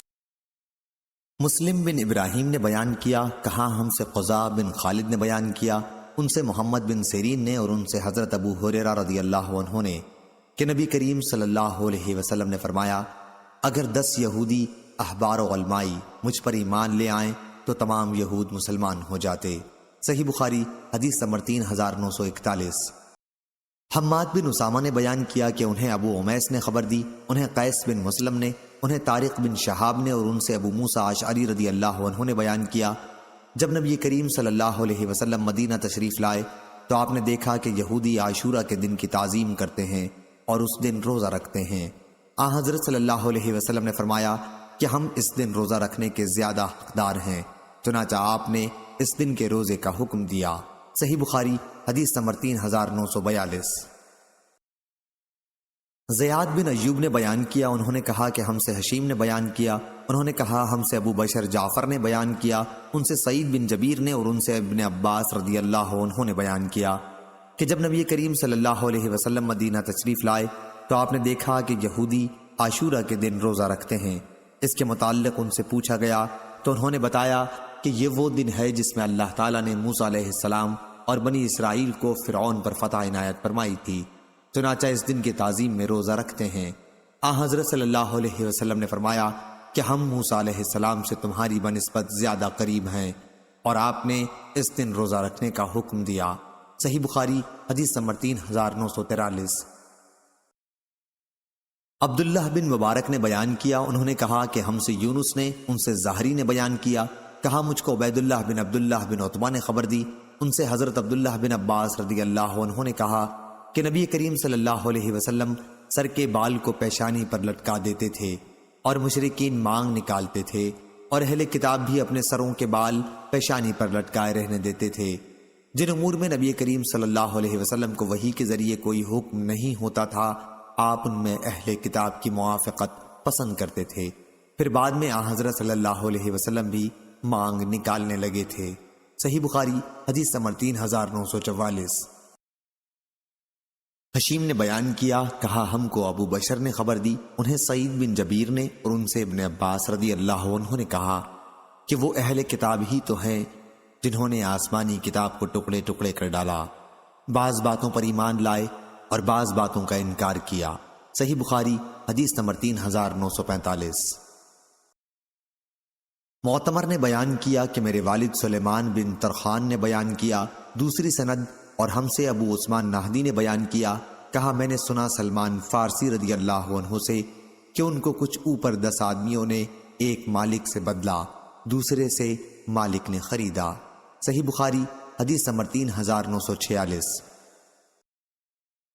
ابن عینہ نے بیان کیا، ان سے عوف آرابی نے، ان سے ابو عثمان نہدی نے بیان کیا، کہا میں نے حضرت سلمان فارسی سے سنا، وہ بیان کرتے تھے کہ میں رام ہرمز فارس میں ایک مقام ہے کا رہنے والا ہوں۔ صحیح بخاری حدیث نمبر 3947۔ یحییٰ بن حماد نے بیان کیا، کہا ہم کو ابو ایوانہ نے خبر دی، انہیں عاصم احول نے، انہیں ابو عثمان نہدی نے اور ان سے حضرت سلمان فارسی رضی اللہ عنہ نے بیان کیا، عیسیٰ علیہ السلام اور محمد صلی اللہ علیہ وسلم کے درمیان میں فترت کا زمانہ، یعنی جس میں کوئی پیغمبر نہیں آیا، 600 برس کا وقفہ گزرا ہے۔ صحیح بخاری حدیث نمبر 3948۔ وہب نے بیان کیا، ان سے شعبہ نے، ان سے ابو اسحاق نے کہ میں ایک وقت حضرت زید بن ارقم رضی اللہ عنہ کے پہلو میں بیٹھا ہوا تھا، ان سے پوچھا گیا تھا کہ نبی کریم صلی اللہ علیہ وسلم نے کتنے غزوے کیے؟ انہوں نے کہا 19۔ میں نے پوچھا آپ حضور صلی اللہ علیہ وسلم کے ساتھ کتنے غزوات میں شریک رہے؟ تو انہوں نے کہا کہ 17 میں۔ میں نے پوچھا آپ صلی اللہ علیہ وسلم کا سب سے پہلا غزوہ کون سا تھا؟ کہا کہ عصیرہ یا عشیرہ۔ پھر میں نے اس کا ذکر قتادہ سے کیا تو انہوں نے کہا کہ صحیح لفظ عشیرہ ہے۔ صحیح بخاری حدیث نمبر 3949۔ احمد بن عثمان نے بیان کیا، ہم سے شریح بن مسلمہ نے بیان کیا، ہم سے ابراہیم بن یوسف نے بیان کیا، ان سے ان کے والد نے، ان سے ابو اسحاق نے بیان کیا کہ مجھ سے عمرو بن میمون نے بیان کیا، انہوں نے عبداللہ بن مسعود رضی اللہ عنہ سے سنا، وہ حضرت سعد بن معاذ رضی اللہ عنہ سے بیان کرتے تھے، انہوں نے کہا کہ وہ امیہ بن خلف کے جاہلیت کے زمانے سے دوست تھے، اور جب بھی امیہ مدینے سے گزرتا تو ان کے یہاں قیام کرتا تھا۔ اس طرح حضرت سعد رضی اللہ عنہ جب مکے سے گزرتے تو امیہ کے یہاں قیام کرتے۔ جب نبی کریم صلی اللہ علیہ وسلم مدینہ ہجرت کر کے تشریف لائے تو ایک مرتبہ حضرت سعد رضی اللہ عنہ مکہ عمرہ کے ارادے سے گئے اور امیہ کے پاس قیام کیا۔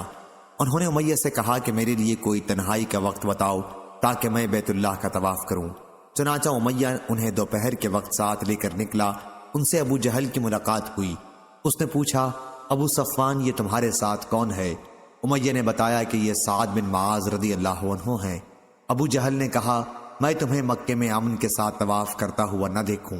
تم لوگوں نے بے دینوں کو پناہ دے رکھی ہے اور اس خیال میں ہو کہ تم لوگ ان کی مدد کرو گے۔ خدا کی قسم اگر اس وقت تم ابو صفوان امیہ کے ساتھ نہ ہوتے تو اپنے گھر سلامتی سے نہیں جا سکتے تھے۔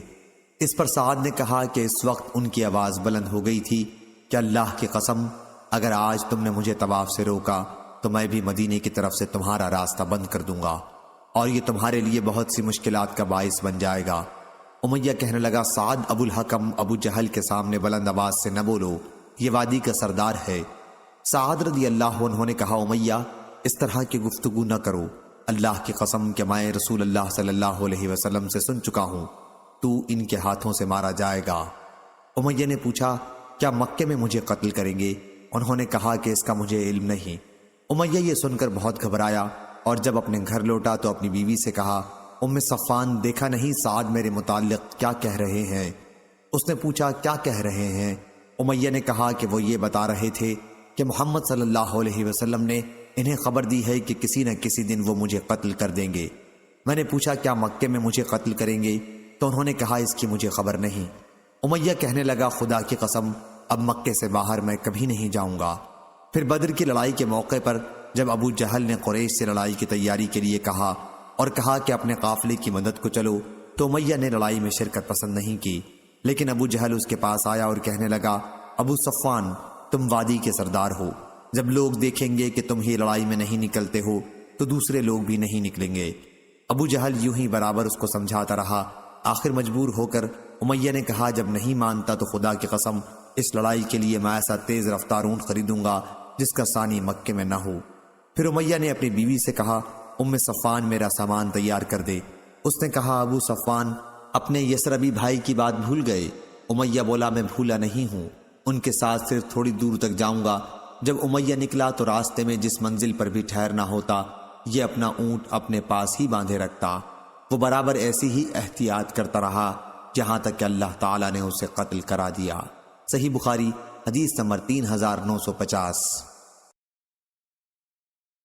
لیث نے بیان کیا، انہوں نے کہا کہ ہم سے عقیل نے بیان کیا، ان سے ابن شہاب نے بیان کیا، ان سے عبد الرحمن بن عبداللہ بن کعب نے، ان سے عبداللہ بن کعب نے بیان کیا، انہوں نے کہا کہ میں نے حضرت کعب بن مالک رضی اللہ عنہ سے سنا، انہوں نے بیان کیا کہ رسول اللہ صلی اللہ علیہ وسلم نے جتنے غزوے کیے میں غزوہ تبوک کے سوا اور سب میں حاضر رہا، البتہ غزوہ بدر میں شریک نہ ہو سکا تھا، لیکن جو لوگ اس غزوے میں شریک نہ ہو سکے تھے ان میں سے کسی پر اللہ نے عتاب نہیں کیا، کیونکہ رسول اللہ صلی اللہ علیہ وسلم قریش کے قافلے کو تلاش کرنے کے لیے نکلے تھے، لڑنے کی نیت سے نہیں گئے تھے، مگر اللہ نے ناگہانی مسلمانوں کو ان کے دشمنوں سے بھڑا دیا۔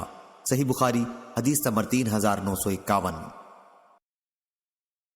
اسرائیل بن یونس نے بیان کیا، ان سے مخارق بن عبداللہ بجلی نے، ان سے طارق بن شہاب نے، انہوں نے حضرت ابن مسعود رضی اللہ عنہ سے سنا، انہوں نے کہا کہ میں نے مقداد بن اسود رضی اللہ عنہ سے ایک ایسی بات سنی کہ اگر وہ بات میری زبان سے ادا ہو جاتی تو میرے لیے کسی بھی چیز کے مقابلے میں زیادہ عزیز ہوتی۔ وہ نبی کریم صلی اللہ علیہ وسلم کی خدمت میں حاضر ہوئے، حضور صلی اللہ علیہ وسلم اس وقت مشرکین پر بد دعا کر رہے تھے۔ انہوں نے عرض کی، یا رسول اللہ، ہم وہ نہیں کہیں گے جو حضرت موسیٰ کی قوم نے کہا تھا کہ جاؤ تم اور تمہارا رب ان سے جنگ کرو، بلکہ ہم آپ کے دائیں بائیں آگے اور پیچھے جمع ہو کر لڑیں گے۔ میں نے دیکھا کہ نبی کریم صلی اللہ علیہ وسلم کا چہرہ مبارک چمکنے لگا اور آپ خوش ہو گئے۔ صحیح بخاری حدیث نمبر 3952۔ محمد بن عبداللہ بن حوشب نے بیان کیا، ہم سے عبد الوہاب نے بیان کیا، ان سے خالد نے، ان سے اکرمہ نے، ان سے ابن عباس رضی اللہ عنہ نے کہ نبی کریم صلی اللہ علیہ وسلم نے بدر کی لڑائی کے موقع پر فرمایا تھا، اے اللہ، میں تیرے عہد اور وعدے کا واسطہ دیتا ہوں، اگر تو چاہے کہ یہ کافر غالب ہوں تو مسلمانوں کے ختم ہو جانے کے بعد تیری عبادت نہ ہوگی۔ اس پر ابو بکر رضی اللہ عنہ نے حضور صلی اللہ علیہ وسلم کا ہاتھ تھام لیا اور عرض کیا، بس کیجئے یا رسول اللہ۔ اس کے بعد حضور صلی اللہ علیہ وسلم اپنے خیمے سے باہر تشریف لائے تو آپ کی زبان مبارک پر یہ آیت تھی، جلدی ہی کفار کی جماعت کو ہار ہوگی اور یہ پیٹھ پھیر کر بھاگ نکلیں گے۔ صحیح بخاری حدیث نمبر 3953۔ ابن جریج نے خبر دی، کہا کہ مجھے عبد الکریم نے خبر دی، انہوں نے عبداللہ بن حارث کے مولا مقسم سے سنا، وہ حضرت ابن عباس رضی اللہ عنہ سے بیان کرتے تھے، انہوں نے بیان کیا کہ سورہ نساء کی اس آیت سے جہاد میں شرکت کرنے والے اور اس میں شریک نہ ہونے والے برابر نہیں ہو سکتے، وہ لوگ مراد ہیں جو بدر کی لڑائی میں شریک ہوئے اور جو اس میں شریک نہیں ہوئے۔ صحیح بخاری حدیث نمبر 3954۔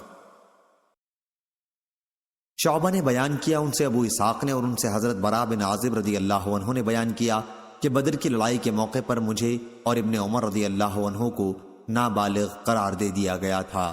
صحیح بخاری حدیث نمبر 3955۔ دوسری سند امام بخاری فرماتے ہیں، اور مجھ سے محمود بن غیلان نے بیان کیا، ہم سے وہاب بن جریر نے بیان کیا، ان سے شعبہ نے، ان سے ابو اسحاق نے اور ان سے براء نے بیان کیا کہ بدر کی لڑائی میں مجھے اور عبداللہ بن عمر رضی اللہ عنہ کو نابالغ قرار دے دیا گیا تھا، اور اس لڑائی میں مہاجرین کی تعداد 60 سے کچھ زیادہ تھی اور انصار 240 سے کچھ زیادہ تھے، کل مسلمان 310 اور 319 کے درمیان تھے۔ صحیح بخاری حدیث نمبر 3956۔ زہیر بن معاویہ نے بیان کیا، ہم سے ابو اسحاق نے بیان کیا، کہا کہ میں نے حضرت براء رضی اللہ عنہ سے سنا، انہوں نے بیان کیا کہ حضرت محمد صلی اللہ علیہ وسلم کے صحابہ نے جو بدر میں شریک تھے مجھ سے بیان کیا کہ بدر کی لڑائی میں ان کی تعداد اتنی ہی تھی جتنی کہ حضرت طالوت علیہ السلام کے ان اصحاب کی تھی جنہوں نے ان کے ساتھ نہر فلسطین کو پار کیا تھا، تقریباً 310۔ حضرت براء رضی اللہ عنہ نے کہا، نہیں، خدا کی قسم، حضرت طالوت علیہ السلام کے ساتھ نہر فلسطین کو صرف وہی لوگ پار کر سکے تھے جو مومن تھے۔ صحیح بخاری حدیث نمبر 3957۔ عبداللہ بن رجا نے بیان کیا، ہم سے اسرائیل نے بیان کیا، ان سے ابو اسحاق نے، انہوں نے براء رضی اللہ عنہ سے سنا، انہوں نے بیان کیا کہ ہم اصحاب محمد صلی اللہ علیہ وسلم آپس میں یہ گفتگو کرتے تھے کہ اصحاب بدر کی تعداد بھی اتنی ہی تھی جتنی اصحاب طالوت کی، جنہوں نے آپ کے ساتھ نہر فلسطین پار کی تھی، اور ان کے ساتھ نہر کو پار کرنے والے صرف مومن ہی تھے، یعنی 310 پر اور کئی آدمی۔ صحیح بخاری حدیث نمبر 3958۔ یحییٰ بن سعید قطان نے بیان کیا، ان سے سفیان ثوری نے، ان سے ابو اسحاق نے اور ان سے براء رضی اللہ عنہ نے۔ دوسری سند اور ہم سے محمد بن کثیر نے بیان کیا، انہیں سفیان نے خبر دی، انہیں ابو اسحاق نے اور ان سے براء بن عازب رضی اللہ عنہ نے بیان کیا کہ ہم آپس میں یہ گفتگو کیا کرتے تھے کہ جنگ بدر میں اصحاب بدر کی تعداد بھی کچھ اوپر 310 تھی جتنی ان اصحاب طالوت کی تعداد تھی جنہوں نے ان کے ساتھ نہر فلسطین پار کی تھی، اور اسے پار کرنے والے صرف ایماندار ہی تھے۔ صحیح بخاری حدیث نمبر 3959۔ عمرو بن خالد حرانی نے بیان کیا، انہوں نے کہا ہم سے زہیر بن معاویہ نے بیان کیا، انہوں نے کہا ہم سے ابو اسحاق سبعی نے بیان کیا، ان سے عمرو بن میمون نے اور ان سے حضرت عبداللہ بن مسعود رضی اللہ عنہ نے بیان کیا کہ نبی کریم صلی اللہ علیہ وسلم نے کعبے کی طرف منہ کر کے کفار قریش کے چند لوگوں شیبہ بن ربیعہ، عتبہ بن ربیعہ، ولید بن عتبہ اور ابو جہل بن ہشام کے حق میں بد دعا کی تھی۔ میں اس کے لیے اللہ کو گواہ بناتا ہوں کہ میں نے بدر کے میدان میں ان کی لاشیں پڑی ہوئی پائیں، سورج نے ان کی لاشوں کو بدبودار کر دیا تھا، اس دن بڑی گرمی تھی۔ صحیح بخاری حدیث نمبر 3960۔ ابو اسامہ نے بیان کیا، ہم سے اسماعیل بن ابی خالد نے بیان کیا، ہم کو قیس بن ابو حازم نے خبر دی اور انہیں حضرت عبداللہ بن مسعود رضی اللہ عنہ نے۔ کہ بدر کی لڑائی میں وہ ابو جہل کے قریب سے گزرے، ابھی اس میں تھوڑی سی جان باقی تھی۔ اس نے ان سے کہا، اس سے بڑا کوئی اور شخص ہے جس کو تم نے مارا ہے؟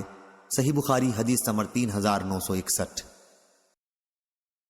زہیر نے بیان کیا، کہا ہم سے سلیمان تیمی نے بیان کیا، ان سے انس رضی اللہ عنہ نے کہا کہ نبی کریم صلی اللہ علیہ وسلم نے فرمایا۔ دوسری سند حضرت امام بخاری رحمہ اللہ نے فرمایا، مجھ سے عمرو بن خالد نے بیان کیا، ہم سے زہیر بن معاویہ نے بیان کیا، ان سے سلیمان تیمی نے، اور ان سے حضرت انس بن مالک رضی اللہ عنہ نے کہ نبی کریم صلی اللہ علیہ وسلم نے فرمایا، کوئی ہے جو معلوم کرے کہ ابو جہل کا کیا حشر ہوا؟ حضرت ابن مسعود رضی اللہ عنہ حقیقت حال معلوم کرنے آئے تو دیکھا کہ عفرا کے بیٹوں معاذ اور معوذ رضی اللہ عنہ نے اسے قتل کر دیا ہے اور اس کا جسم ٹھنڈا پڑا ہے۔ انہوں نے دریافت کیا، کیا تو ہی ابو جہل ہے؟ حضرت انس رضی اللہ عنہ نے بیان کیا کہ پھر حضرت ابن مسعود رضی اللہ عنہ نے اس کی داڑھی پکڑ لی۔ ابو جہل نے کہا، کیا اس سے بھی بڑا کوئی آدمی ہے جسے تم نے آج قتل کر ڈالا ہے؟ یا اس نے یہ کہا کہ کیا اس سے بھی بڑا کوئی آدمی ہے جسے اس کی قوم نے قتل کر ڈالا ہے؟ احمد بن یونس نے اپنی روایت میں انت ابا جہل کے الفاظ بیان کیے ہیں، یعنی انہوں نے یہ پوچھا، کیا تو ہی ابو جہل ہے؟ صحیح بخاری حدیث نمبر 3962۔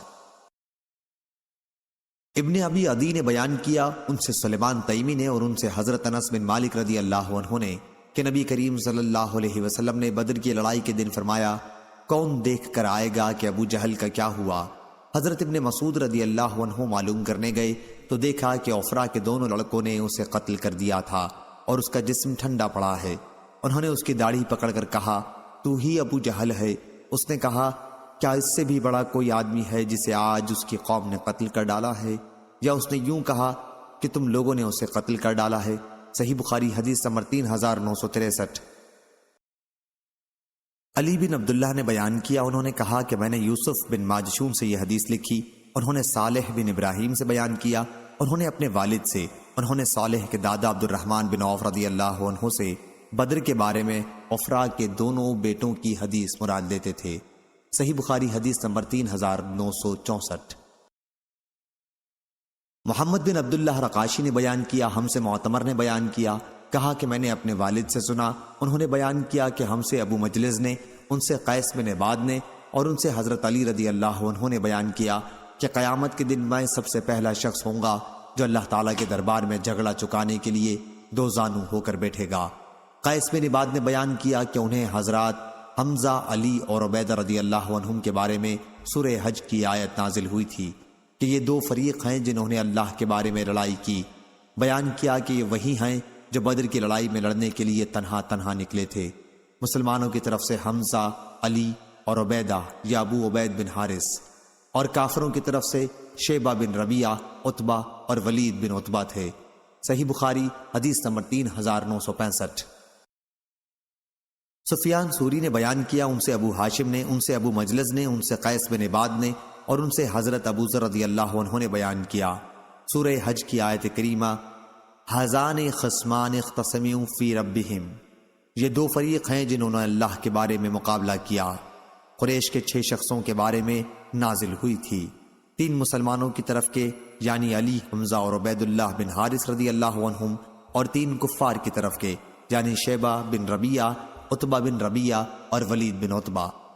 صحیح بخاری حدیث نمبر 3966۔ اسحاق بن ابراہیم صواف نے بیان کیا، ہم سے یوسف بن یعقوب نے بیان کیا، ان کا بنی زبیہ کے یہاں آنا جانا تھا اور وہ بنی صدوش کے غلام تھے۔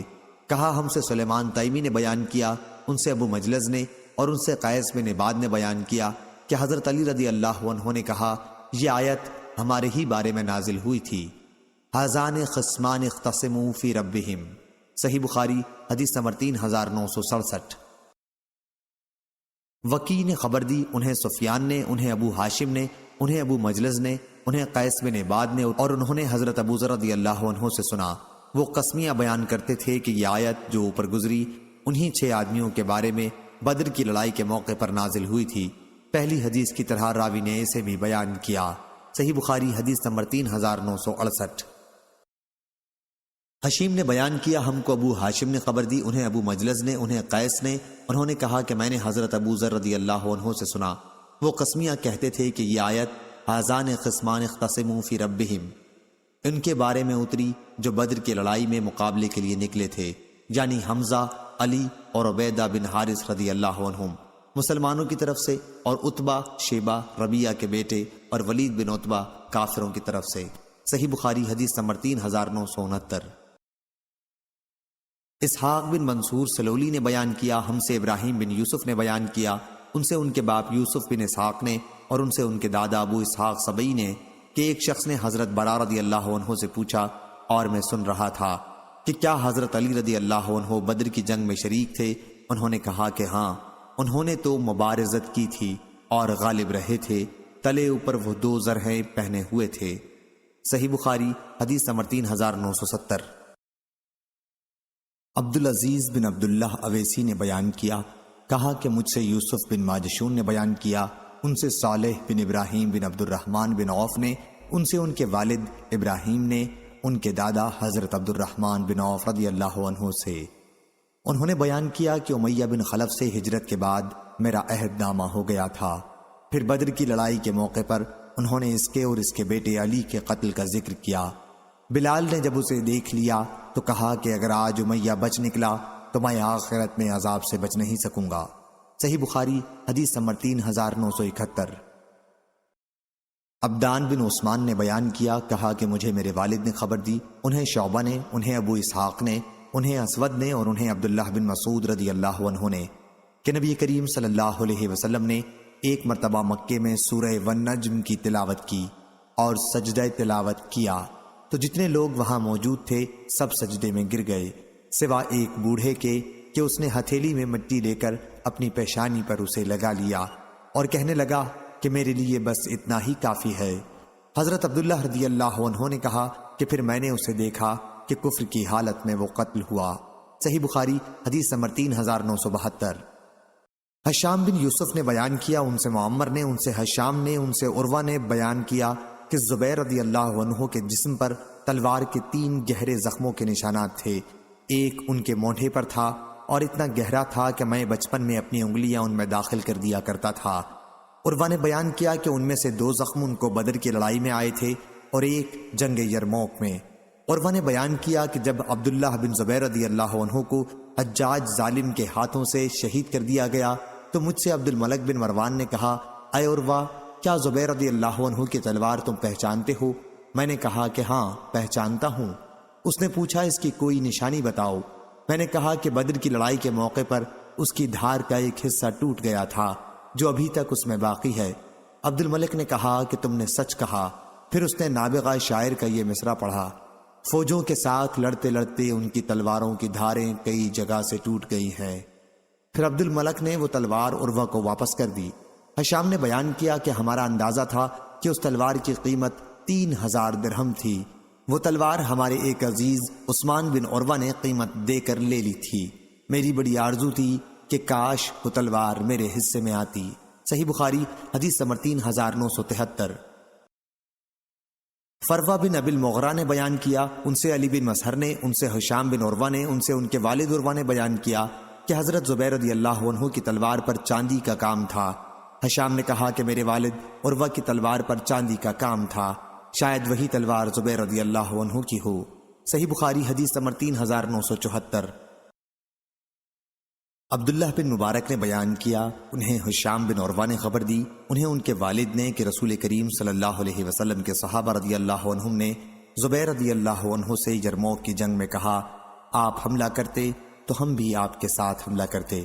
انہوں نے کہا کہ اگر میں نے ان پر زور کا حملہ کر دیا تو پھر تم لوگ پیچھے رہ جاؤ گے۔ سب بولے کہ ہم ایسا نہیں کریں گے۔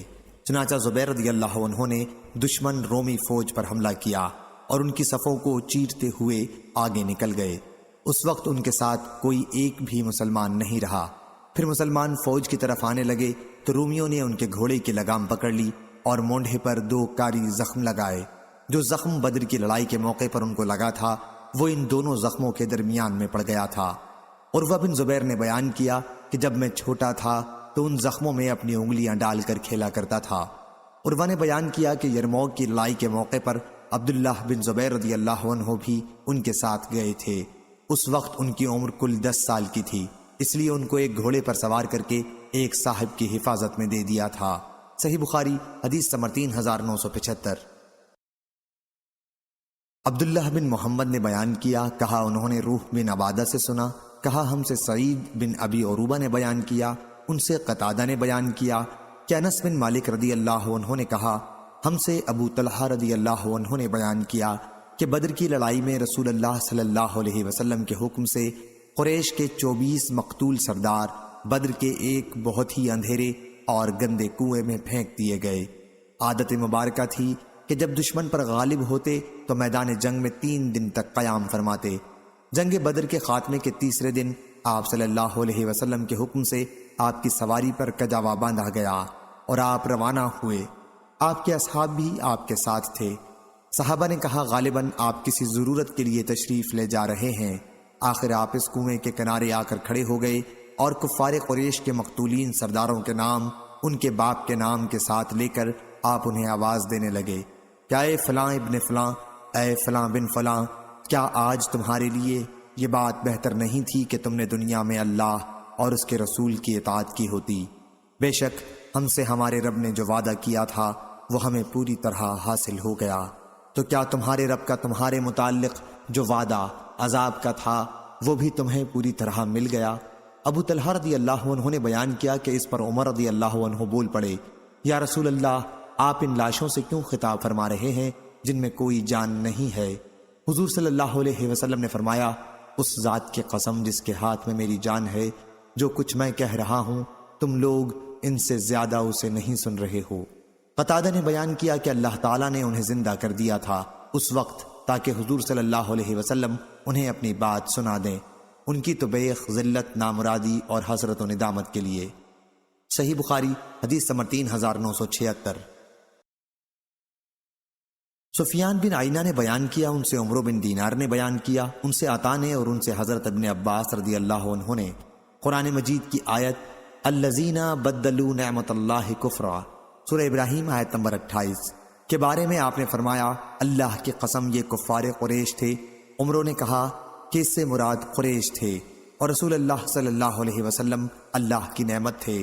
کفار قریش نے اپنی قوم کو جنگ بدر کے دن دار البوار یعنی دوزخ میں جھونک دیا۔ صحیح بخاری حدیث نمبر 3977۔ ابو اسامہ نے بیان کیا، ان سے حشام نے، ان سے ان کے والد نے بیان کیا کہ حضرت عائشہ رضی اللہ عنہا کے سامنے کسی نے اس کا ذکر کیا کہ حضرت ابن عمر رضی اللہ عنہ نبی کریم صلی اللہ علیہ وسلم کے حوالے سے بیان کرتے ہیں کہ میت کو قبر میں اس کے گھر والوں کے اس پر رونے سے بھی عذاب ہوتا ہے۔ اس پر عائشہ رضی اللہ عنہا نے کہا کہ حضور صلی اللہ علیہ وسلم نے تو یہ فرمایا تھا کہ عذاب میت پر اس کی بدعملیوں اور گناہوں کی وجہ سے ہوتا ہے، اور اس کے گھر والے ہیں کہ اب بھی اس کی جدائی میں روتے رہتے ہیں۔ صحیح بخاری حدیث نمبر 3978۔ وذاک نے کہا کہ اس کی مثال بالکل ایسی ہے جیسے رسول اللہ صلی اللہ علیہ وسلم نے بدر کے اس کنویں پر کھڑے ہو کر جس میں مشرکین کی لاشیں ڈال دی گئی تھیں ان کے بارے میں فرمایا تھا کہ جو کچھ میں کہہ رہا ہوں یہ اسے سن رہے ہیں۔ تو آپ کے فرمانے کا مقصد یہ تھا کہ اب انہیں معلوم ہو گیا ہوگا کہ ان سے میں جو کچھ کہہ رہا تھا وہ حق تھا۔ پھر انہوں نے اس آیت کی تلاوت کی کہ آپ مردوں کو نہیں سنا سکتے، اور جو لوگ قبروں میں دفن ہو چکے ہیں انہیں آپ اپنی بات نہیں سنا سکتے۔ حضرت عائشہ رضی اللہ عنہا نے کہا کہ آپ ان مردوں کو نہیں سنا سکتے جو اپنا ٹھکانہ اب جہنم میں بنا چکے ہیں۔ صحیح بخاری حدیث نمبر 3979۔ عبداللہ بن محمد نے بیان کیا، ہم سے معاویہ بن عمرو نے بیان کیا، ہم سے ابو اسحاق نے بیان کیا، ان سے حمید نے بیان کیا کہ میں نے حضرت انس رضی اللہ عنہ سے سنا، انہوں نے بیان کیا کہ حارثہ بن سراقہ انصاری رضی اللہ عنہ جو ابھی نوعمر لڑکے تھے بدر کے دن شہید ہو گئے تھے۔ پانی پینے کے لیے حوض پر آئے تھے کہ ایک تیر نے شہید کر دیا۔ پھر ان کی والدہ ربی بنت نصر انس رضی اللہ عنہ کی پھوپھی رسول اللہ صلی اللہ علیہ وسلم کی خدمت میں حاضر ہوئیں اور عرض کیا، یا رسول اللہ، آپ کو معلوم ہے کہ مجھے حارثہ کتنا پیارا تھا، اگر وہ اب جنت میں ہے تو میں اس پر بھی صبر کروں گی اور اللہ تعالیٰ سے ثواب کی امید رکھوں گی، اور اگر کہیں دوسری جگہ ہے تو آپ دیکھ رہے ہیں کہ میں کس حال میں ہوں۔ حضور صلی اللہ علیہ وسلم نے فرمایا، خدا تم پر رحم کرے، کیا دیوانی ہو رہی ہو؟ کیا وہاں کوئی ایک جنت ہے؟ بہت سی جنتیں ہیں، اور تمہارا بیٹا جنت الفردوس میں ہے۔ صحیح بخاری حدیث نمبر 3982۔ عبداللہ بن ادریس نے خبر دی، کہا کہ میں نے حسین بن عبد الرحمن سے سنا، انہوں نے سعد بن عبیدہ سے، انہوں نے ابو عبد الرحمن سلمہ سے کہ حضرت علی رضی اللہ عنہ نے کہا، مجھے ابو مرثد رضی اللہ عنہ اور زبیر رضی اللہ عنہ کو رسول اللہ صلی اللہ علیہ وسلم نے ایک مہم پر بھیجا۔ ہم سب شہ سوار تھے۔ حضور صلی اللہ علیہ وسلم نے فرمایا، تم لوگ سیدھے چلے جاؤ، جب روضہ خاک پر پہنچو تو وہاں تمہیں مشرکین کی ایک عورت ملے گی، وہ ایک خط لیے ہوئے ہے جسے حضرت حاطب بن ابی بلتع رضی اللہ عنہ نے مشرکین کے نام بھیجا ہے۔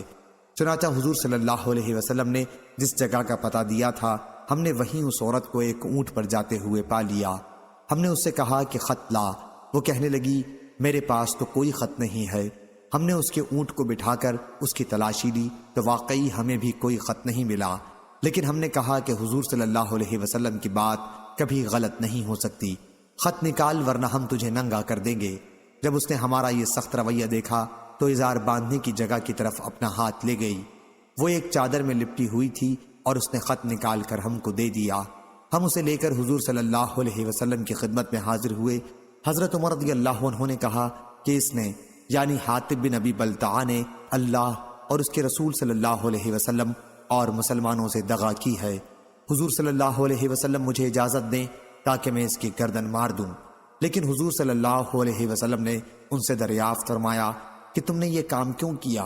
حاطب رضی اللہ عنہ بولے، اللہ کی قسم، یہ وجہ ہرگز نہیں تھی کہ اللہ اور اس کے رسول پر میرا ایمان باقی نہیں رہا تھا، میرا مقصد تو صرف اتنا تھا کہ قریش پر اس طرح میرا ایک احسان ہو جائے اور اس کی وجہ سے وہ مکے میں باقی رہ جانے والے میرے اہل و عیال کی حفاظت کریں۔ آپ کے اصحاب میں جتنے بھی حضرات مہاجرین ہیں ان سب کا قبیلہ وہاں موجود ہے اور اللہ ان کے ذریعے ان کے اہل و مال کی حفاظت کرتا ہے۔ حضور صلی اللہ علیہ وسلم نے فرمایا کہ انہوں نے سچی بات بتا دی ہے اور تم لوگوں کو چاہیے کہ ان کے متعلق اچھی بات ہی کہو۔ حضرت عمر رضی اللہ عنہ نے پھر عرض کیا کہ اس شخص نے اللہ، اس کے رسول اور مسلمانوں سے دغا کی ہے، آپ مجھے اجازت دیجئے کہ میں اس کی گردن کو مار دوں۔ حضور صلی اللہ علیہ وسلم نے ان سے فرمایا کہ کیا یہ بدر والوں میں سے نہیں ہے؟ آپ نے فرمایا، اللہ تعالیٰ اہل بدر کے حالات کو پہلے ہی سے جانتا تھا اور وہ خود فرما چکا ہے کہ تم جو چاہو کرو، تمہیں جنت ضرور ملے گی، یا آپ نے یہ فرمایا کہ میں نے تمہاری مغفرت کر دی ہے۔ یہ سن کر حضرت عمر رضی اللہ عنہ کی آنکھوں میں آنسو آ گئے اور عرض کیا، اللہ اور اس کے رسول کو زیادہ علم ہے۔ صحیح بخاری حدیث نمبر 3983۔ عبد الرحمن بن غسیل نے بیان کیا، ان سے حمزہ بن ابی اسید اور زبیر بن منذر بن ابی اسید نے اور ان سے حضرت ابو اسید رضی اللہ عنہ نے بیان کیا کہ رسول اللہ صلی اللہ علیہ وسلم نے جنگ بدر کے موقع پر ہمیں ہدایت فرمائی تھی کہ جب کفار تمہارے قریب آ جائیں تو ان پر تیر چلانا اور جب تک وہ دور رہیں اپنے تیروں کو بچائے رکھنا۔ صحیح بخاری حدیث نمبر 3984۔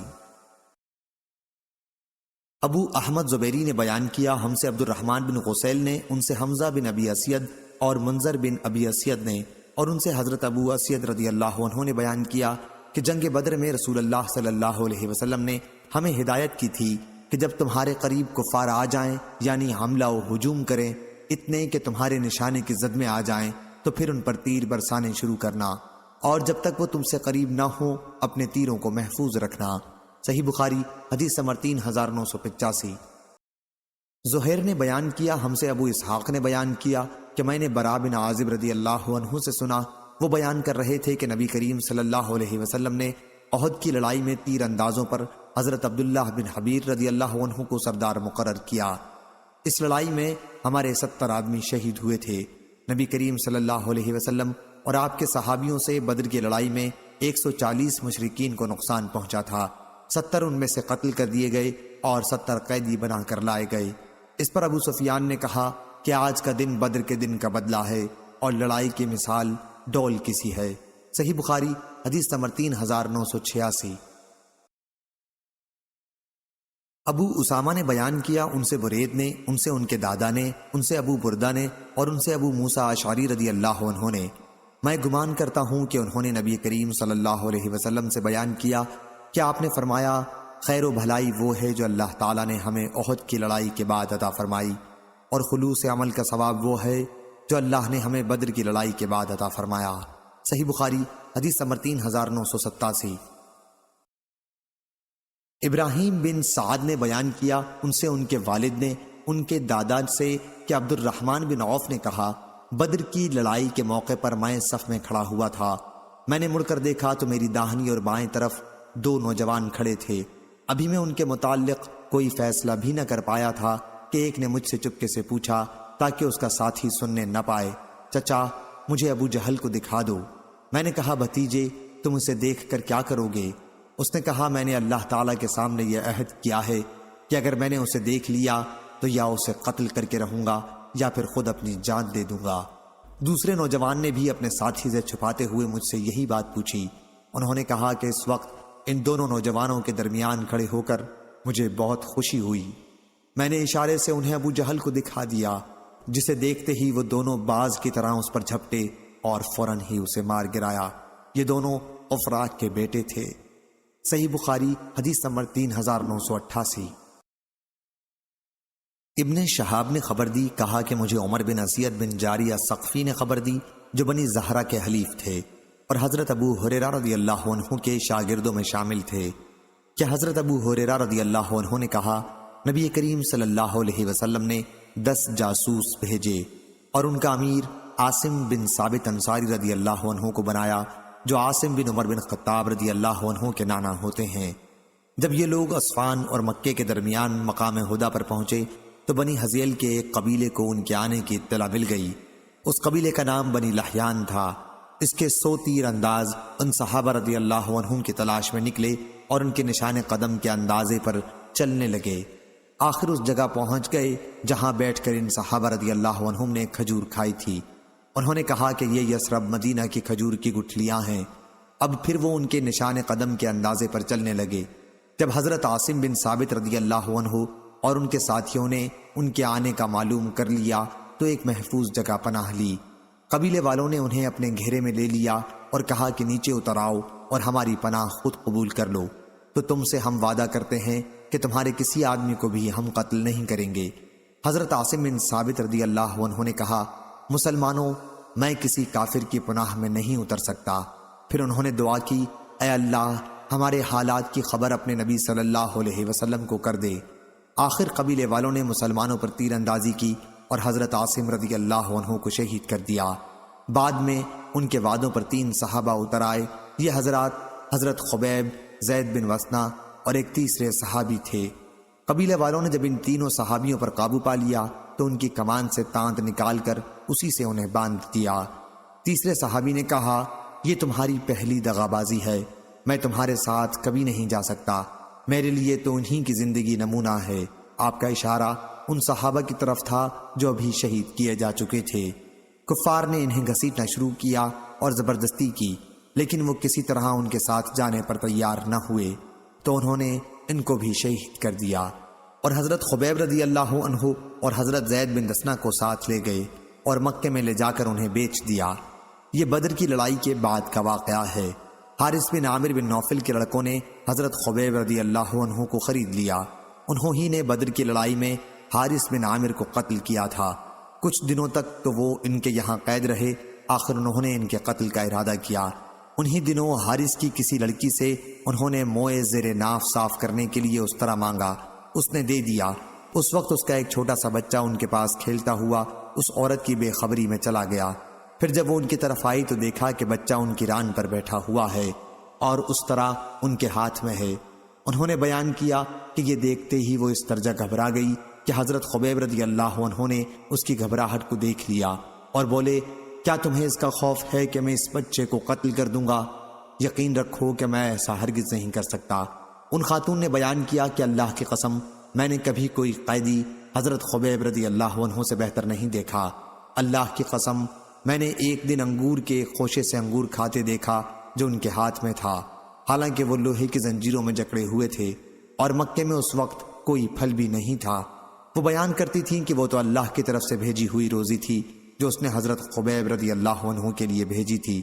پھر بنو حارثہ انہیں قتل کرنے کے لیے حرم سے باہر لے جانے لگے تو خبیب رضی اللہ عنہ نے ان سے کہا کہ مجھے 2 رکعت نماز پڑھنے کی اجازت دے دو۔ انہوں نے اس کی اجازت دی تو انہوں نے 2 رکعت نماز پڑھی اور فرمایا اللہ کی قسم اگر تمہیں یہ خیال نہ ہونے لگتا کہ میں پریشانی کی وجہ سے دیر تک نماز پڑھ رہا ہوں تو اور زیادہ دیر تک پڑھتا۔ پھر انہوں نے دعا کی کہ اے اللہ ان میں سے ہر ایک کو الگ الگ ہلاک کر اور ایک کو بھی باقی نہ چھوڑ، اور یہ اشعار پڑھے جب میں اسلام پر قتل کیا جا رہا ہوں تو مجھے کوئی پرواہ نہیں کہ اللہ کی راہ میں مجھے کس پہلو پر پچھاڑا جائے گا، اور یہ تو صرف اللہ کی رضا حاصل کرنے کے لیے ہے، اگر وہ چاہے گا تو میرے جسم کے ایک ایک جوڑ پر ثواب عطا فرمائے گا۔ اس کے بعد ابو سروہ عقبہ بن حارث ان کی طرف بڑھا اور انہیں شہید کر دیا۔ حضرت خبیب رضی اللہ عنہ نے اپنے عمل حسنہ سے ہر اس مسلمان کے لیے جسے قید کر کے قتل کیا جائے قتل سے پہلے 2 رکعت نماز کی سنت قائم کی ہے۔ ادھر جس دن اصحابہ رضی اللہ عنہم پر مصیبت آئی تھی حضور صلی اللہ علیہ وسلم نے اپنے صحابہ رضی اللہ عنہم کو اسی دن اس کی خبر دے دی تھی۔ قریش کے کچھ لوگوں کو جب معلوم ہوا کہ عاصم بن ثابت رضی اللہ عنہ شہید کر دیے گئے ہیں تو ان کے پاس اپنے آدمی بھیجے تاکہ ان کے جسم کا کوئی حصہ لائیں جس سے انہیں پہچانا جا سکے، کیونکہ انہوں نے ہی بدر میں ان کے ایک سردار عقبہ بن ابی معیط کو قتل کیا تھا، لیکن اللہ تعالیٰ نے ان کی لاش پر بادل کی طرح بھیڑوں کی ایک فوج بھیج دی اور انہوں نے آپ کی لاش کو کفار قریش کے ان آدمیوں سے بچا لیا اور وہ ان کے جسم کا کوئی حصہ بھی نہ کاٹ سکے۔ اور کعب بن مالک رضی اللہ عنہ نے بیان کیا کہ میرے سامنے لوگوں نے مرارہ بن ربیع عمری رضی اللہ عنہ اور ہلال بن امیہ واقفی رضی اللہ عنہ کا ذکر کیا جو غزوہ تبوک میں نہیں جا سکے تھے کہ وہ صالح صحابیوں میں سے ہیں اور بدر کی لڑائی میں شریک ہوئے تھے۔ صحیح بخاری حدیث نمبر 3989۔ قتیبہ نے بیان کیا ہم سے لیث نے بیان کیا ان سے یحییٰ نے ان سے نافع نے کہ حضرت ابن عمر رضی اللہ عنہ نے جمعے کے دن ذکر کیا کہ حضرت سعید بن زید بن عمرو بن نفیل رضی اللہ عنہ جو بدری صحابی تھے بیمار ہیں، دن چڑھ چکا تھا، حضرت ابن عمر رضی اللہ عنہ سوار ہو کر ان کے پاس تشریف لے گئے۔ اتنے میں جمعے کا وقت قریب ہو گیا اور وہ جمعے کی نماز مجبوراً نہ پڑھ سکے۔ صحیح بخاری حدیث نمبر 3990۔ لیث بن سعد نے بیان کیا کہ مجھ سے یونس نے بیان کیا، ان سے ابن شہاب نے بیان کیا، ان سے عبید اللہ بن عبداللہ بن عتبہ نے بیان کیا کہ ان کے والد نے عمر بن عبداللہ بن ارقم ظاہری کو لکھا کہ تم سبیعہ بنت حارث اسلمیہ رضی اللہ عنہ کے پاس جاؤ اور ان سے ان کے واقعے کے متعلق پوچھو کہ جب انہوں نے حضور صلی اللہ علیہ وسلم سے مسئلہ پوچھا تھا تو آپ نے ان کو کیا جواب دیا تھا۔ چنانچہ انہوں نے میرے والد کو اس کے جواب میں لکھا کہ سبیعہ بنت حارث رضی اللہ عنہ نے انہیں خبر دی ہے کہ وہ سعد ابن خولہ رضی اللہ عنہ کے نکاح میں تھیں۔ ان کا تعلق بنی عامر بن لوئی سے تھا اور وہ بدر کی جنگ میں شرکت کرنے والوں میں تھے۔ پھر حجۃ الوداع کے موقع پر ان کی وفات ہو گئی تھی اور اس وقت وہ حمل سے تھیں۔ حضرت سعد ابن خولہ رضی اللہ عنہ کی وفات کے کچھ ہی دن بعد ان کے یہاں بچہ پیدا ہوا۔ نفاس کے دن جب وہ گزار چکی تو نکاح کا پیغام بھیجنے والوں کے لیے انہوں نے اچھے کپڑے پہنے۔ اس وقت بنو عبد الدار کے ایک صحابی ابو سنابل بن بعالق رضی اللہ عنہ ان کے یہاں گئے اور ان سے کہا میرا خیال ہے کہ تم نے نکاح کا پیغام بھیجنے والوں کے لیے یہ زینت کی ہے، کیا نکاح کرنے کا خیال ہے؟ لیکن اللہ کی قسم جب تک حضرت سعد رضی اللہ عنہ کی وفات پر 4 مہینے اور 10 دن نہ گزر جائیں تم نکاح کے قابل نہیں ہو سکتی۔ سبیہ رضی اللہ عنہ نے بیان کیا کہ جب ابو سنان نے مجھ سے یہ بات کہی تو میں نے شام ہوتے ہی کپڑے پہنے اور آن حضرت صلی اللہ علیہ وسلم کی خدمت میں حاضر ہو کر اس کے بارے میں نے آپ سے مسئلہ معلوم کیا۔ حضور صلی اللہ علیہ وسلم نے مجھ سے فرمایا کہ میں بچہ پیدا ہونے کے بعد عدت سے نکل چکی ہوں اور اگر میں چاہوں تو نکاح کر سکتی ہوں۔ اس روایت کی مطابقت ازبق نے ابن وہب سے کی ہے، ان سے یونس نے بیان کیا اور لیث نے کہا کہ مجھ سے یونس نے بیان کیا، ان سے ابن شہاب نے انہوں نے بیان کیا کہ ہم نے ان سے پوچھا تو انہوں نے بیان کیا کہ مجھے بنو عامر بن لوئی کے غلام محمد بن عبد الرحمن بن صوبان نے خبر دی کہ محمد بن ایاس بن بکیر نے انہیں خبر دی اور ان کے والد ایاس بدر کی لڑائی میں شریک تھے۔ صحیح بخاری حدیث نمبر 3991۔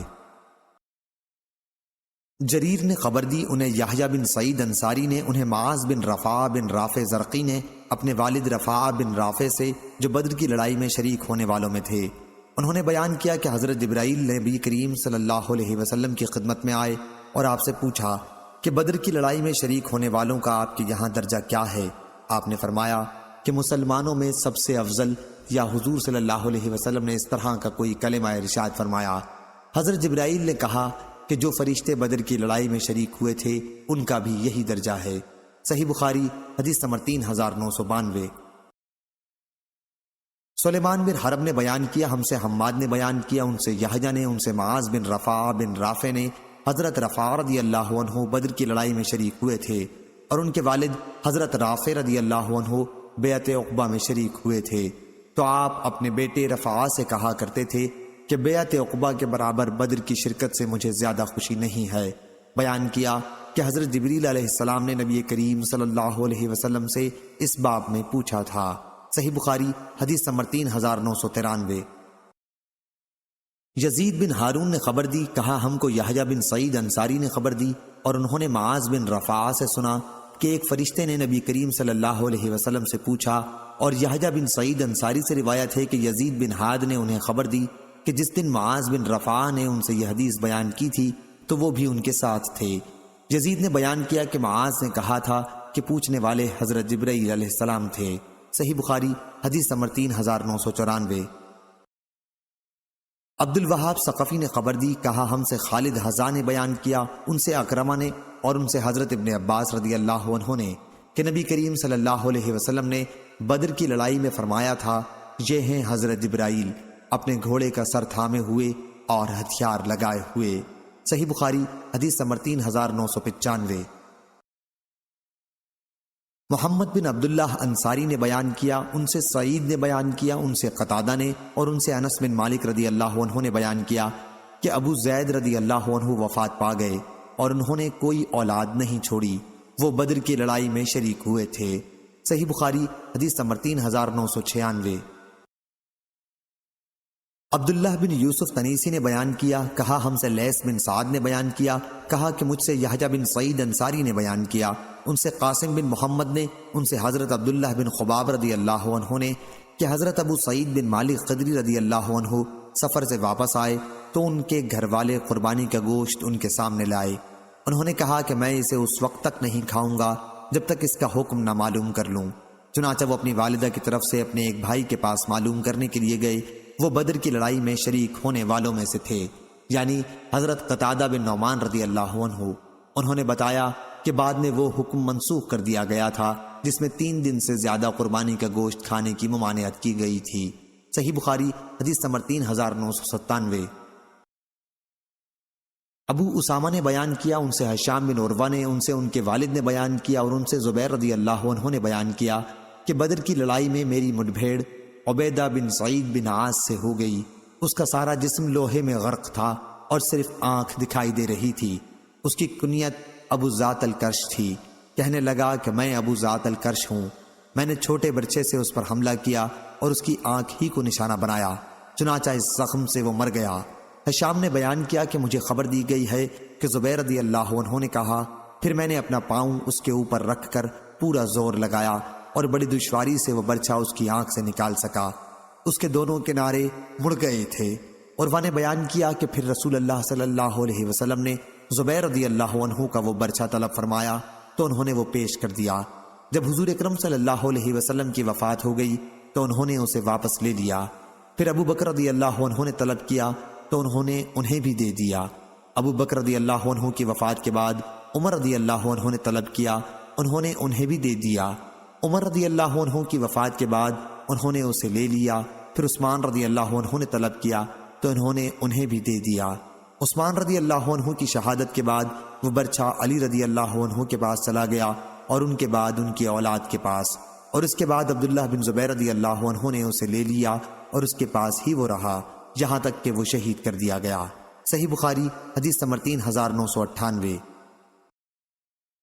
شعیب نے خبر دی، انہیں زہری نے کہا کہ مجھے ابو ادریس عائز اللہ بن عبداللہ نے خبر دی اور انہیں حضرت عبادہ بن صامت رضی اللہ عنہ نے، وہ بدر کی لڑائی میں شریک ہوئے تھے کہ رسول اللہ صلی اللہ علیہ وسلم نے فرمایا تھا کہ مجھ سے بیعت کرو۔ صحیح بخاری حدیث نمبر 3999۔ لیث بن سعد نے بیان کیا، ان سے عقیل نے، انہیں ابن شہاب زہری نے خبر دی، انہیں عروہ بن زبیر رضی اللہ عنہ نے، انہیں نبی کریم صلی اللہ علیہ وسلم کی زوجہ مطہرہ عائشہ رضی اللہ عنہا نے کہ ابو حذیفہ رضی اللہ عنہ جو رسول اللہ صلی اللہ علیہ وسلم کے ساتھ بدر کی لڑائی میں شریک ہونے والوں میں تھے، نے سالم رضی اللہ عنہ کو اپنا منہ بولا بیٹا بنایا تھا اور اپنی بھتیجی ہند بنت ولید بن عتبہ سے شادی کرا دی تھی۔ سالم رضی اللہ عنہ ایک انصاری خاتون کے غلام تھے، جیسے نبی کریم صلی اللہ علیہ وسلم نے زید بن حارثہ رضی اللہ عنہ کو اپنا منہ بولا بیٹا بنا لیا تھا۔ جاہلیت میں یہ دستور تھا کہ اگر کوئی شخص کسی کو اپنا منہ بولا بیٹا بنا لیتا تو لوگ اسی کی طرف اسے منسوب کر کے پکارتے، اور منہ بولا بیٹا اس کی میراث کا بھی وارث ہوتا، یہاں تک کہ اللہ تعالیٰ نے یہ آیت نازل کی کہ انہیں ان کے باپوں کی طرف منسوب کر کے پکارو۔ تو سہلہ رضی اللہ عنہا حضور صلی اللہ علیہ وسلم کی خدمت میں حاضر ہوئیں، پھر تفصیل سے راوی نے حدیث بیان کی۔ صحیح بخاری حدیث نمبر 4000۔